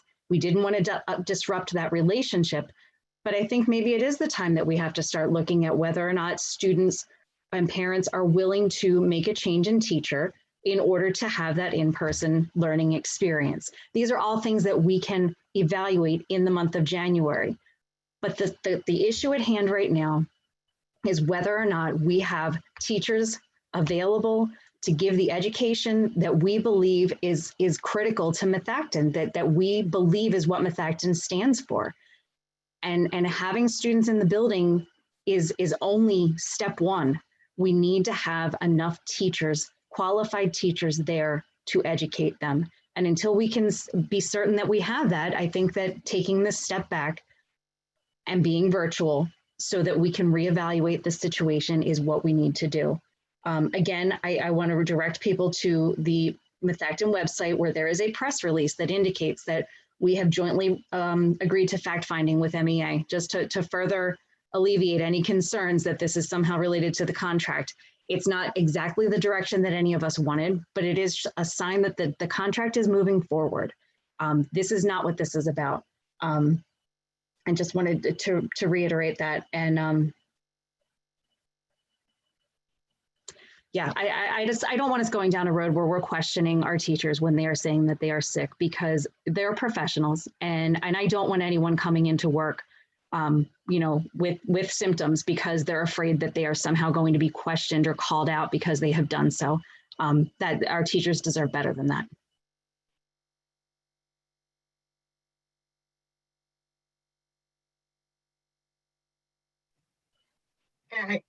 And I completely agree, and I applaud, and I've said it over and over, I applaud the teachers for all the work that they've put in, and they continue to show up time and time again and put in the work. I also applaud the administration for putting the plan together. I think when we started this journey, we put a virtual plan in place. We also put a virtual plan in place. Along with that virtual plan, and thanks to our teachers, they also provided alternatives in which we can put the virtual plan in place to ensure that we can continue to have continuous education for the students coming in, the ones that choose to be on premises because they need those support, they need those special services. I think it's really time for us to really look back and try to look at some of those alternatives. And instead of pushing through, I think we really need to really focus and try to get back. And so with that said, I'm not going to support the motion today because truly looking at everything, I really don't know what supporting this motion is. I don't know. I think the meeting was helpful tonight because it provided some information to those in the community about why we're not opening, why we're remaining virtual. But I really feel like closing our schools should be considered only if there are no other alternatives. And I think we have alternatives. Teachers have even given us input on alternatives that we can implement, whether it's at the K-4 level, whether it's AM, PM, there's many options that we can look at instead of shutting down the doors. I've also asked about what can we provide as far as when we look at our students with IEP and special ed students, what can we do for them in a virtual environment to really help them and provide them the support they needed. And I've asked for a lot of that information that I haven't gotten, and maybe we'll get that in January, but in short, I'm not in support of this motion today. So Ms. Perdue, I just wanted to respond to that. So I agree that there are other ways that we could approach or in-person instruction right now. I think that the question is whether or not that's something that we could successfully implement by January 4th. And I don't think that that is feasible. I respect where you're coming from, but I just wanted to call that out, that, you know, some of the other options that are available, that I believe Dr. Zerbe and Mr. Regina are going to bring to the Education Committee January 5th, being able to implement any change from our current model by January 4th is not likely. And so I don't want to have the administration, I guess, trying to go down that road, because I don't think that that's something that we could successfully address in that time.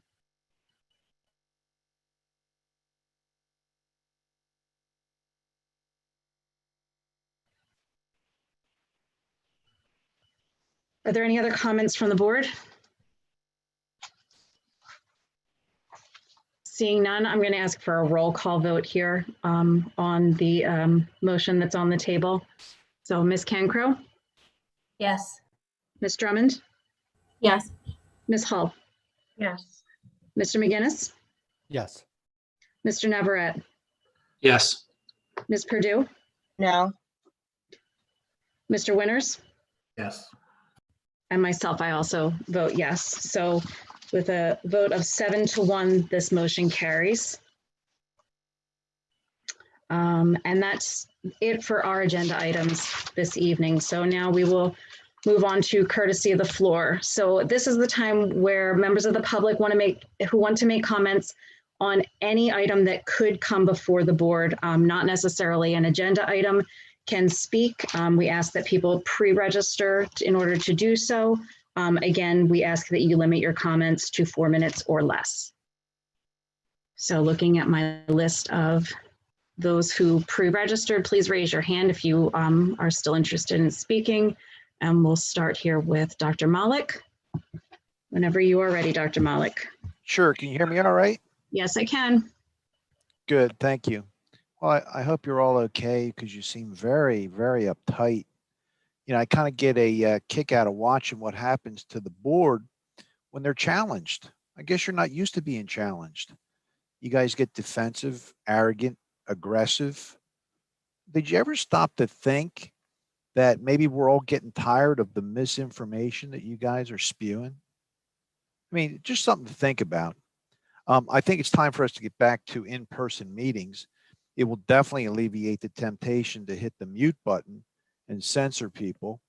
Plus, I have people asking me how they could get on the meeting now, but since they didn't sign up, they have no ability to speak.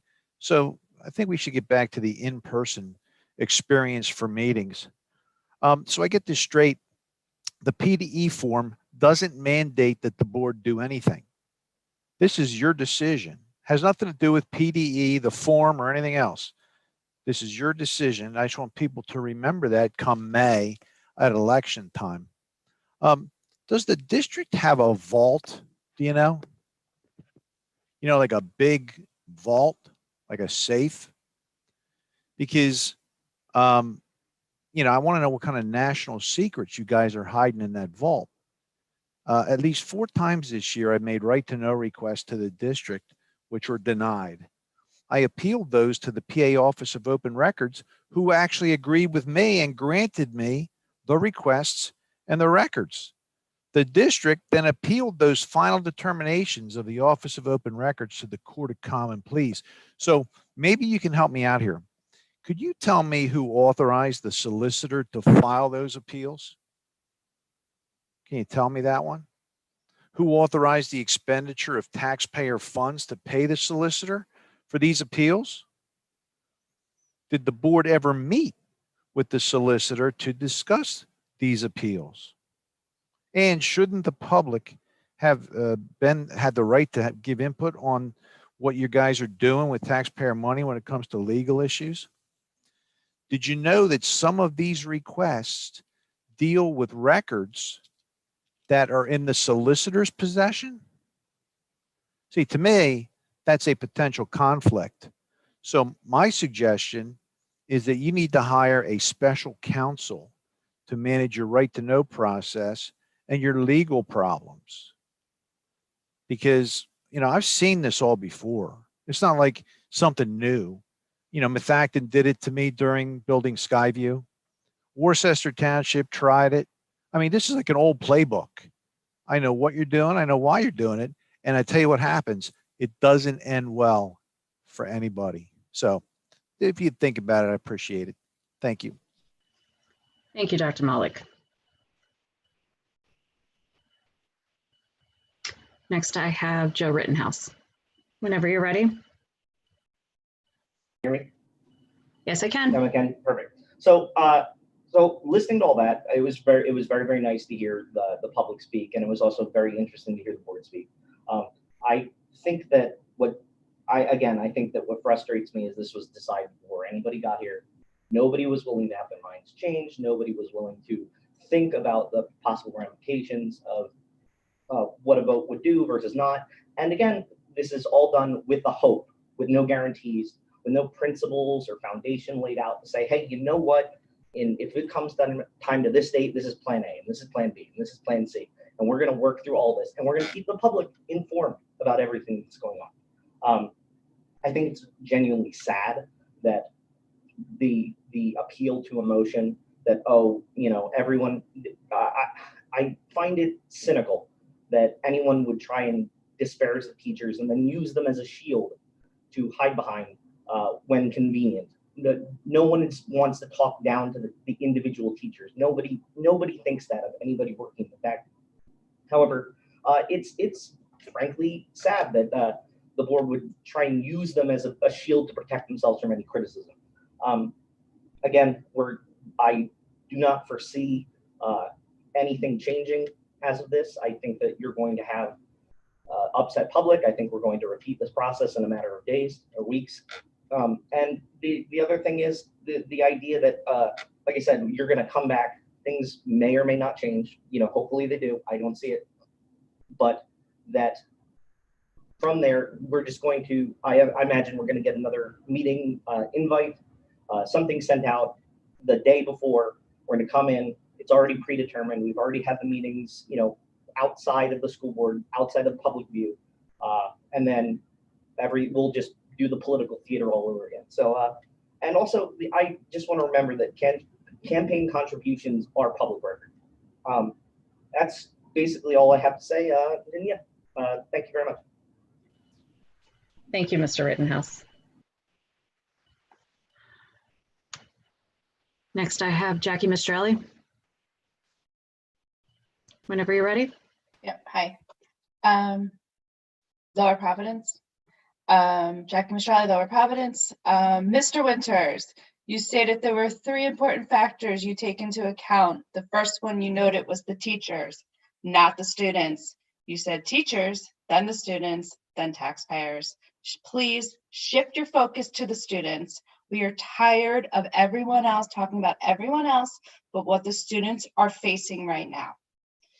Education is not just what you learn in the books. It is time management. It is getting up to an alarm clock. It is responsibility. It is interpersonal skills. So please, enough with the not educating well, Ms. Larsenes, if they're in the buildings. Our kids are not being educated well now. They are cheating. They are sleeping during class. And as you know, the high school kids have decided to stay home because they are completely unmotivated. It sounds like you need to go back to the drawing board. What? It's been 9 months, almost a year. Why is Springford, PV, Souderton, etc. not going back to their drawing boards? Call them, get their plans, meet with them, ask them what they are doing to make it work. We are not competitors with them. I am sure they would be happy to work with you. This is a disgrace. 9 months of nothing. We're in the same place we were in August. Step 1, determine the root cause of why we have critical staffing issues and the other surrounding districts do not. Mitigate that root cause, because this is causing a functional closure right now and our kids are still not in school from March 13th. Step 2, get a steering committee together with experts if going back to the drawing board is what you need to do, because it's been 9 months of nonsense and we are in the same spot we were in August. You and the committees are obviously not capable of doing this. You do not have the expertise. Step 3, determine a goal and objective of what needs to get done. And step 4, implement. Other tasks that should be done, collect data related to truancy letters. This year versus last year, collect data related to grades, virtual versus full-time last year. And to repeat, please, no more opinions from the board. We only want objective data from you. That's business 101. Thank you.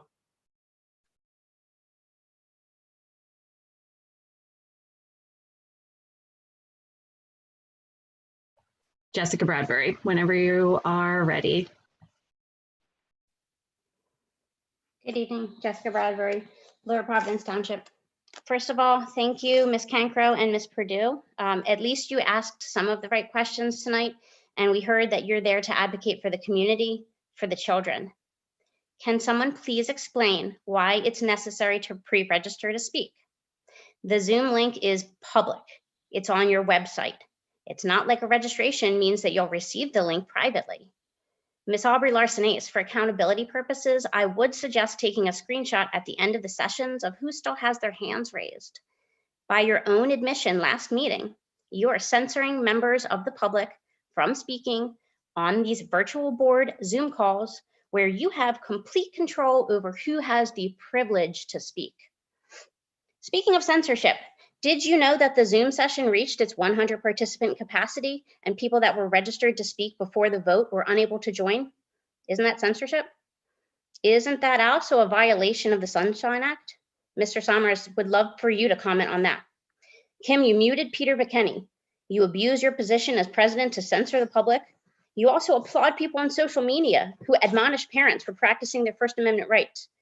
I have so many other words, but I'll leave it at you're not fit for office.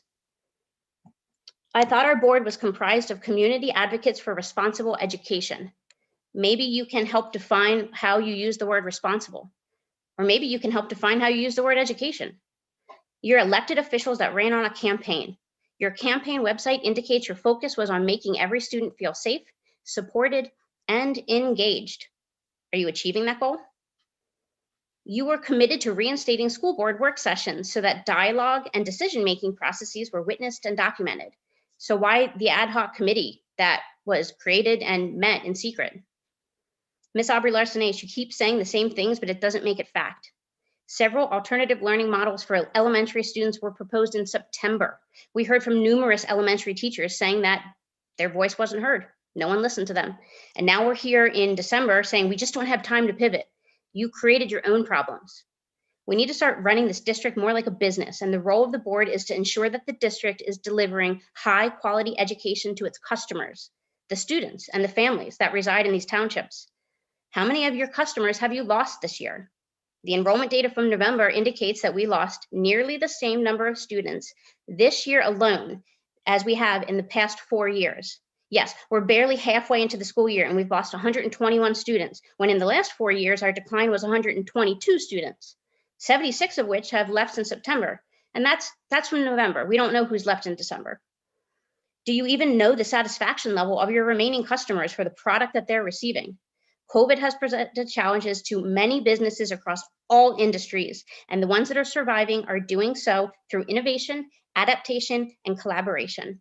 No one was given a manual on how to navigate this year, but if your product is subpar and your customers are dissatisfied, then change is in order.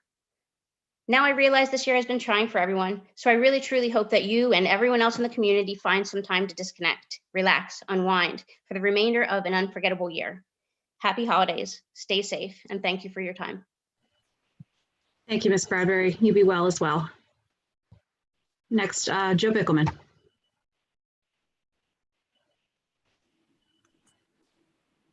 Hello? Hang on, I want to get rid of the echo. Thank you. How's that? Much better. Joe Bickelman from Audubon section of Lower Providence. I want to say regarding the 100 person limit on tonight's Zoom call, I had to step out and I wasn't available at 7:30 to log in. So my wife did. My wife logged in so that when I came back from my emergency that I had, I tried to log in and it said you were at the 100 person limit.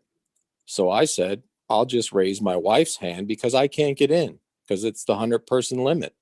So that's when you came out with your statement saying that basically I couldn't speak because my wife raised a hand and she didn't sign up to speak. So you are censoring people and there shouldn't be any registration because there's no registration at an in-person meeting. So that's what happened to me there. As far as the reasons for the absenteeism and things like that, I love the teachers. I worked 35 years in school business. I did everything for the teachers, for the classroom, for the kids, get stuff to the kids, make their education fine. As a business manager, I did what I could. As far as the absenteeism and no contract, I think that's the reason that you have the high absenteeism is because of no contract. Because as these negotiations go downhill, you'll have things like, okay, the teachers are going to work to the letter of the contract. Oh, there's Mrs. Johnson. She's a hardworking teacher. She's very professional. But now the union thing creeps in. Okay. Now, Mrs. Johnson isn't going to spend any more time helping anybody out because the union says work to the letter of the contract. Okay. That's what goes on. This union stuff starts to permeate the actions of teachers. So what happens is you'll even have a strike.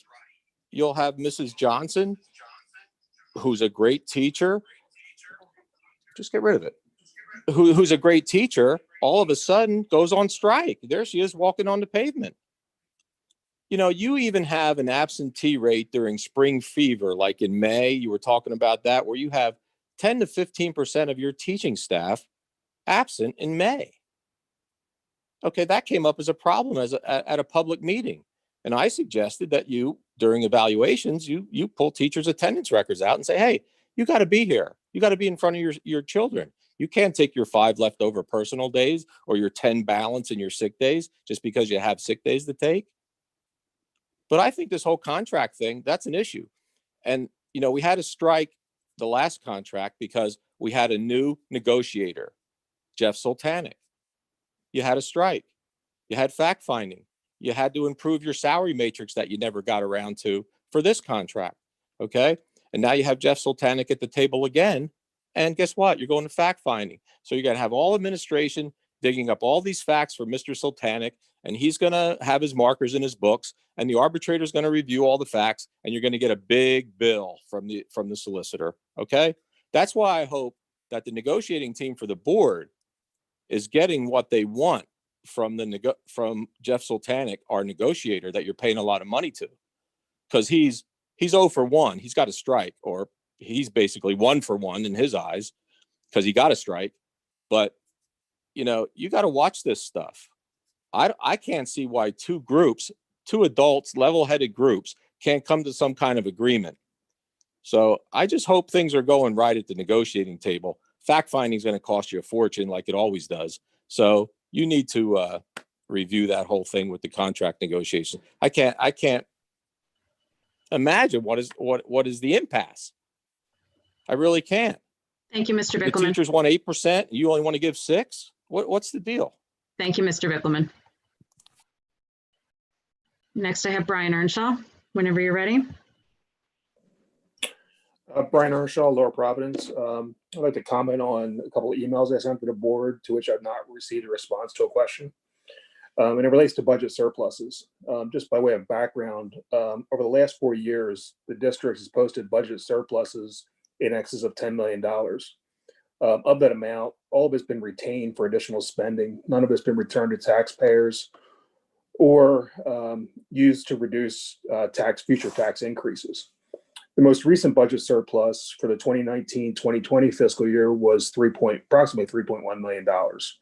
The board retained $500,000 of this for some fuel tank replacements, with the remaining $2.6 million set aside for increases in pension costs. At the time, the board and the administration were expecting substantial increases in the PSERS pension costs, thinking that the rate was going to go from 34% of salaries to north of 40% of salaries. Well, earlier this month, the rate for the 21-22 fiscal year was released, and it only showed an increase of 43 basis points. So that, by my calculation, I've asked the board and the administration to confirm this, but I've received no response. But by my calculations, that increase in cost will be less than $100,000 in next year's budget. The district set aside $2.6 million, when only $100,000 will be needed. So my question is what are the plans for that excess $2.5 million, and will any of that be returned to taxpayers? A fiscally responsible person would return that money to taxpayers because that's a more efficient use of capital, given the district's ability to borrow at historically low interest rates, as pointed out by several board members. So I'm hoping that at least I can get a response to my question about what the plans are. And you're coming up on the budget season starting next month. And there should be some consideration of what's going to happen to this year's budget surplus, which will be substantial again as a result of the virtual learning and not the need to not run buses and incur other operating costs. So I'd appreciate a response, hopefully in the near term. Thank you. Thank you, Mr. Earnshaw. Next, I have Ashley Patton. Whenever you're ready. Hi there. This is Ashley Patton, Lower Providence. I didn't get a chance to finish, so I'll be brief and just share the couple things that I was unable to state in the last time we had the open forum. I just wanted to say that I am personally looking to leave the district, and I know that there's other families like ours that are looking for this based on the way that this whole year has been handled. And while I recognize that it's a pandemic and there is no perfect solution, I think it continues to kind of match with my experience within the district. But obviously in this crisis, we aren't able to keep up. So I anticipate that as soon as we're done getting through this crisis, a teacher strike will be in our future. And I don't want to have my children live through another one of those. So I do think that the board and the administration needs to think long-term about how the people who do plan to leave the district are going to impact how you can teach the students who are left there. A couple other examples I wanted to provide related to the way that the teachers are not receiving communication. I actually emailed my teacher and principal, I think about last week when my child went into school. There was 4 kids in his classroom, and he found out that there was 4 kids the day before. So I reached out and said, if there's only 8 kids in the whole classroom going in, is there any possibility they could all just go in 4 days? Is this something that we could escalate? The response from the teacher, which was immediate, he's always very responsive, was, that's a great question. However, I don't know what I can do with that information. Your best bet is to probably email the school board to find out. I find that response completely just mind-blowing. I can't imagine being with my patients and saying, sorry, you have to call the CEO if you want to get an answer to this question. The teachers need to have more autonomy. They need to be able to answer parents' questions, and they need to be able to escalate things up the chain of command. It is clear that this administration does not support that. The principal, by the way, never responded to my email. I also was in the parent-teacher conference with one of my children's teachers, and I asked the curriculum questions I stated on the previous time that I spoke around how are we measuring this? How do we know this is working? What are we adapting? What are we changing? How are you looking at this? And the feedback I got in that moment was, this is why I knew that parent-teacher conferences were going to be challenging this year. I don't have answers to any of your questions. So it's clear that if the teachers aren't looking at this, that the administration isn't either. And that's very disappointing. While I know that we're in a pandemic and things are hard, I think we still need to keep our eye on what's important. Lastly, I just want to say to Ms. Aubrey Larson-East, I would appreciate if you would stop lecturing the public. It's not an appropriate approach, and it's not helping us to move anything forward. Even when I do agree with you, which sometimes I do, it makes me cringe the way that you speak to all of us. And I would hope that you would stop that approach. You should listen back on some of these meetings, and maybe you can hear yourself. I know myself personally, I'm not always perfect. When I listen back and hear what I say, sometimes it helps me to have a different approach. I want to thank Ms. Perdue. It's hard to be the one who goes against the grain, but it's people like you that can help us have a breakthrough and possibly lead to better and innovative approaches. Otherwise, people like me won't be in this school district next year. Thank you. Thank you. Next, I have Michael Ryan. Whenever you're ready. Michael Ryan, Lower Providence. First, I'll just say thank you to Ms. Perdue for her comments and questions. I think many of them were on point. I will say that, tonight proved the point that staffing is the #1 problem that we see right now. However, staffing shouldn't be a surprise. For any plan that included a hybrid model or all in person, staffing had to be the #1 consideration in developing these plans. There should have been a plan A, a plan B, and a plan C based off of how well things were working out in the district. The problem is you don't have a plan, and you guys aren't really voting on plans. You're voting on Band-Aids that are put there by the superintendent because he hasn't given you a plan that will give the best educational experience for the children in this district. You vote on dates that just keep on changing because there's not a plan. And tonight I even heard it that you're now voting on hopes that the teachers, those 25 teachers, might come back. How do you vote on a hope? You need to demand a plan from your top administrator. It is his job to provide the board with a plan, and then the board votes on that plan. The 9 of you should not be individually creating a plan that works for this district. That is not your job of a board. That's not the job of any board. So think about that as you move ahead and you listen to what's going to be proposed in January at the Education Committee, because whatever is going to be proposed in January should have been ready to go in September. And finally, I'll say, I don't necessarily always pay attention to the reactions of the people in the Zoom meetings, but people have brought up, this board member might have done this, or this board member might have done that. I think it would be appropriate for Dr. Zerbe to go back and look at his interactions when Ms. Perdue asked questions. It is completely disrespectful, and I can't believe that he would treat a board member in that manner. Look at the way that he answers other board members' questions, and then look at the way he answers hers. I would hope that the president and vice president would address that. Thank you very much. Thank you, Mr. Ryan.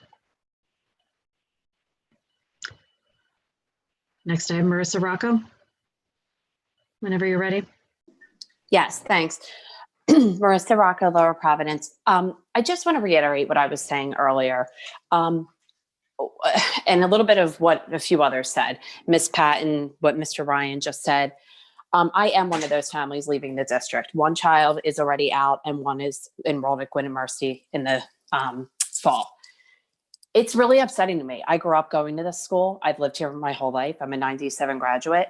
I have lost faith. I've lost hope, and it's sad.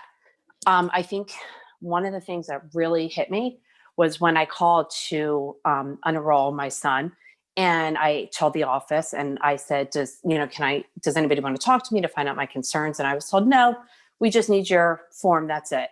And that was just a little bit of a slap in the face. I will say, when I emailed his teacher, who did an amazing job with virtual, to thank her for her hard work, she said, I applaud you as a parent for doing what you know your son needs. It's not a hard, it's a hard decision to make, and I applaud you for doing what's best for your child. And that really meant a lot to me.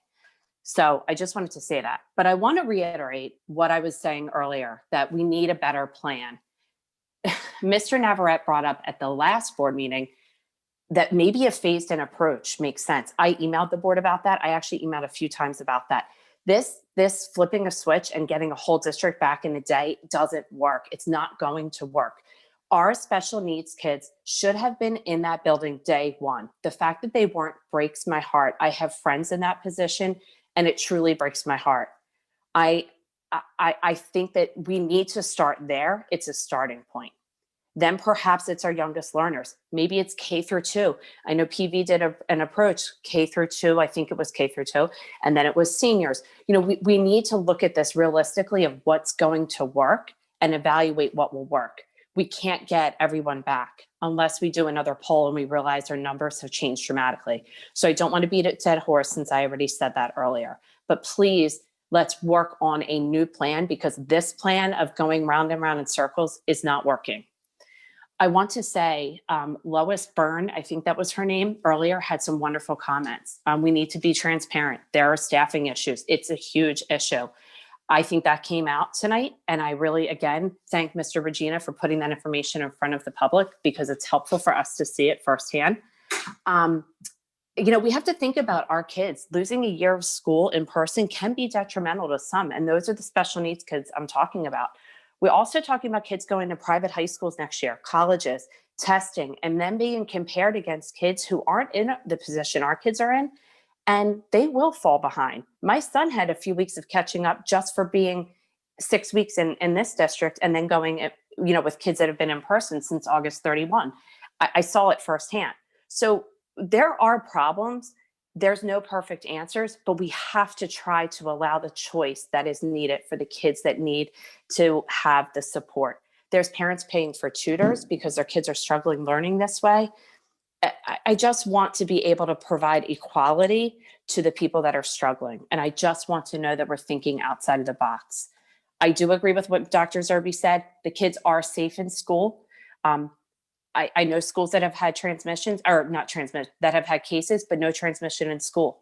It is possible. We need to do the right things and get the staffing there that feels safe, that can be in the building. We need to think of a way to do that and make it happen. Again, I want to thank Ms. Cancro, Ms. Perdue for asking the hard questions tonight and pushing, because we really appreciate and we feel that you have our kids' best interests at heart. Thank you. Thank you, Ms. Rocco. Next, I have Lisa Brady. Whenever you're ready. Brady, Lower Providence. I just have 2 quick things. The first is, I think as we move forward, I would like to encourage the administration and those who are creating this kind of revised plan to really utilize the community. Obviously, there are some strong opinions on every side, but getting some of those voices, maybe those people who are or were teachers, or parents of different students at different levels with different learning needs involved in the process, may also help in the long run, so that the community feels that they are a part of this process and they understand, and some transparency in how these decisions were made, and letting us know that, you talked to the superintendent of that district and I talked to the principal in this other district. I think that would really go a long way to helping the community feel like we're a part of what's going on, and it's not just another humongous change being thrown at us. The teachers need to be consulted. They need to be heard. They've only had a few days of hybrid instruction, but they're the ones who are doing it, and we in the trenches. So we need to make sure that they have a seat at the table as well to say, this is what we think will work best. And lastly, my biggest concern here again is timeline. If we are presenting it to the education committee and then it goes for another week and then it gets revised and then we go to the work meeting, this doesn't get voted on till again, the end of January, probably to be implemented the following Monday.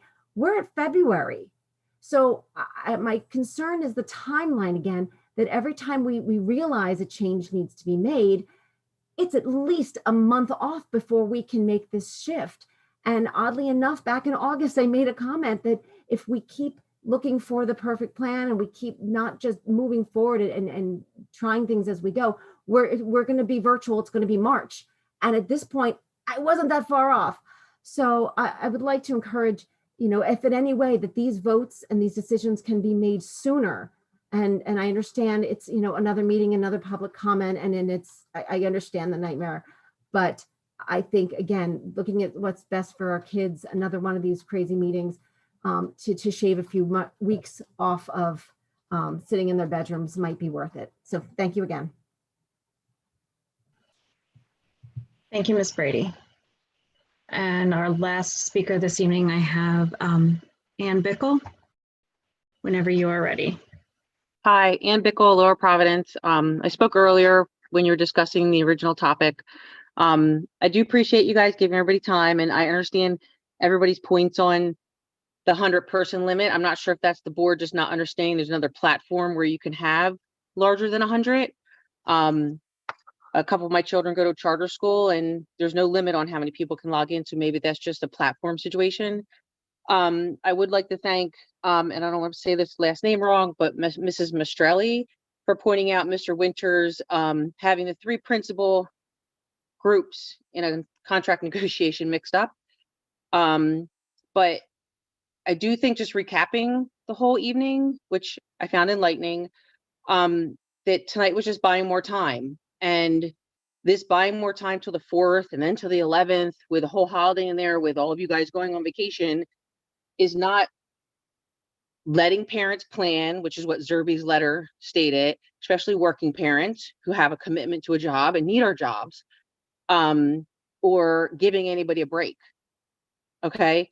I feel like since COVID started back in March, Methacton did not have a plan for almost 2 months. They were scattering to get Chromebooks and there was no emergency plan, I guess, even devised.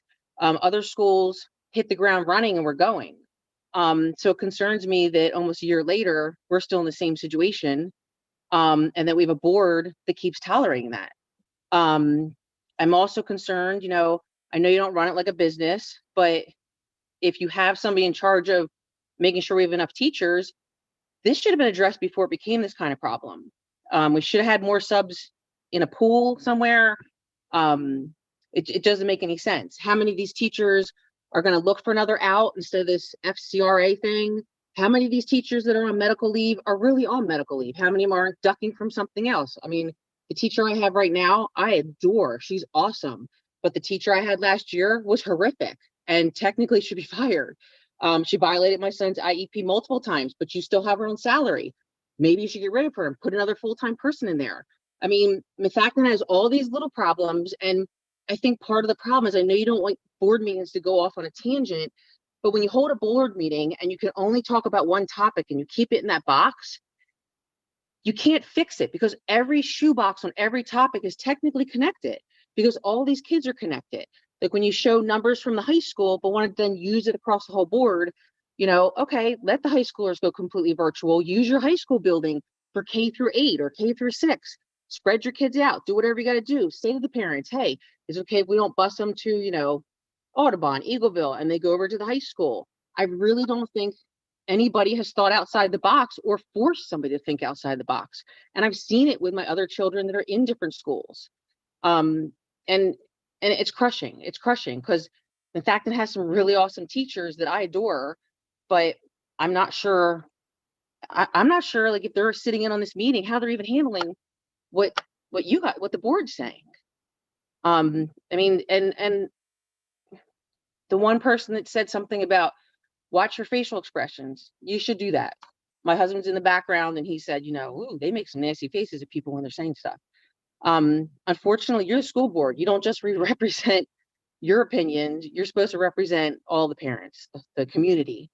So, you know, hopefully you guys get this all figured out, but the damage is done. And I guess the bottom line is going to be a lot of people moved into Methacton and pay high school taxes because they moved to Methacton for a reason. When my sister-in-law was in the school, it was great, but the quality of the school has gone down.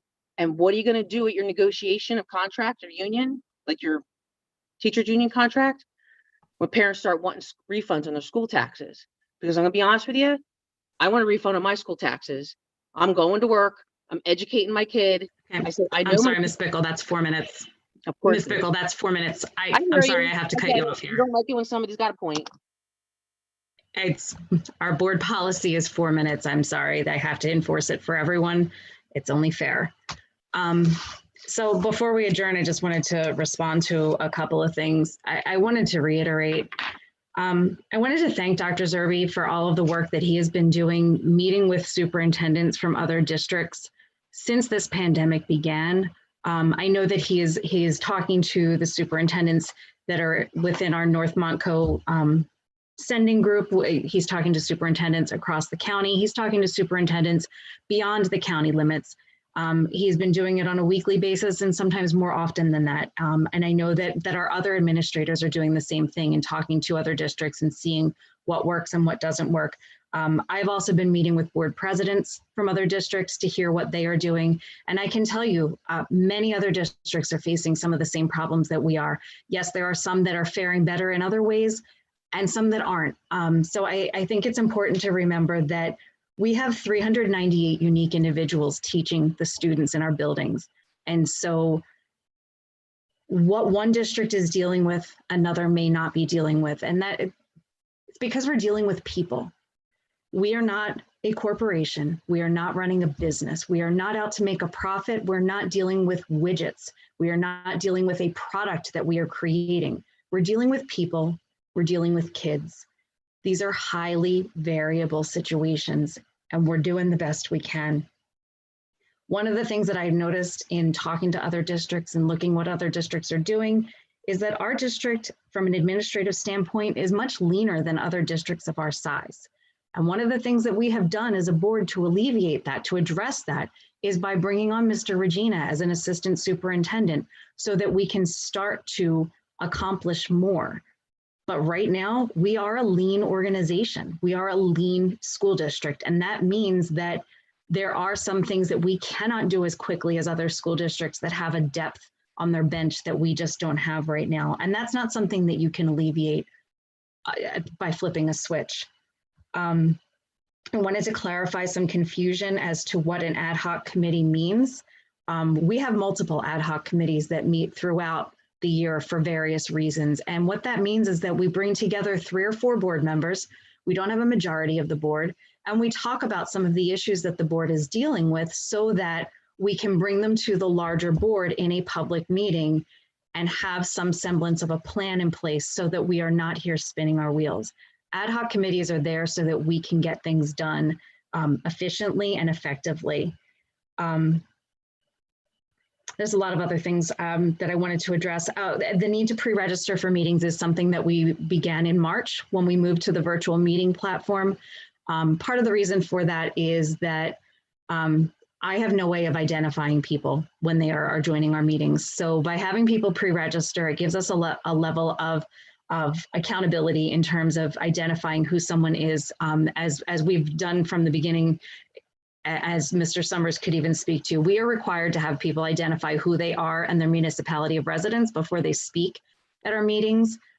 So having people pre-register, since we cannot see them in person, face to face, it just gives us an added level of protection so that we don't have, random people who live in Pittsburgh calling into our meeting because they have nothing better to do on a Monday night and offering their 2 cents on our district. So Not that people in Pittsburgh might not have something to offer, but you know, that's not what we're here for.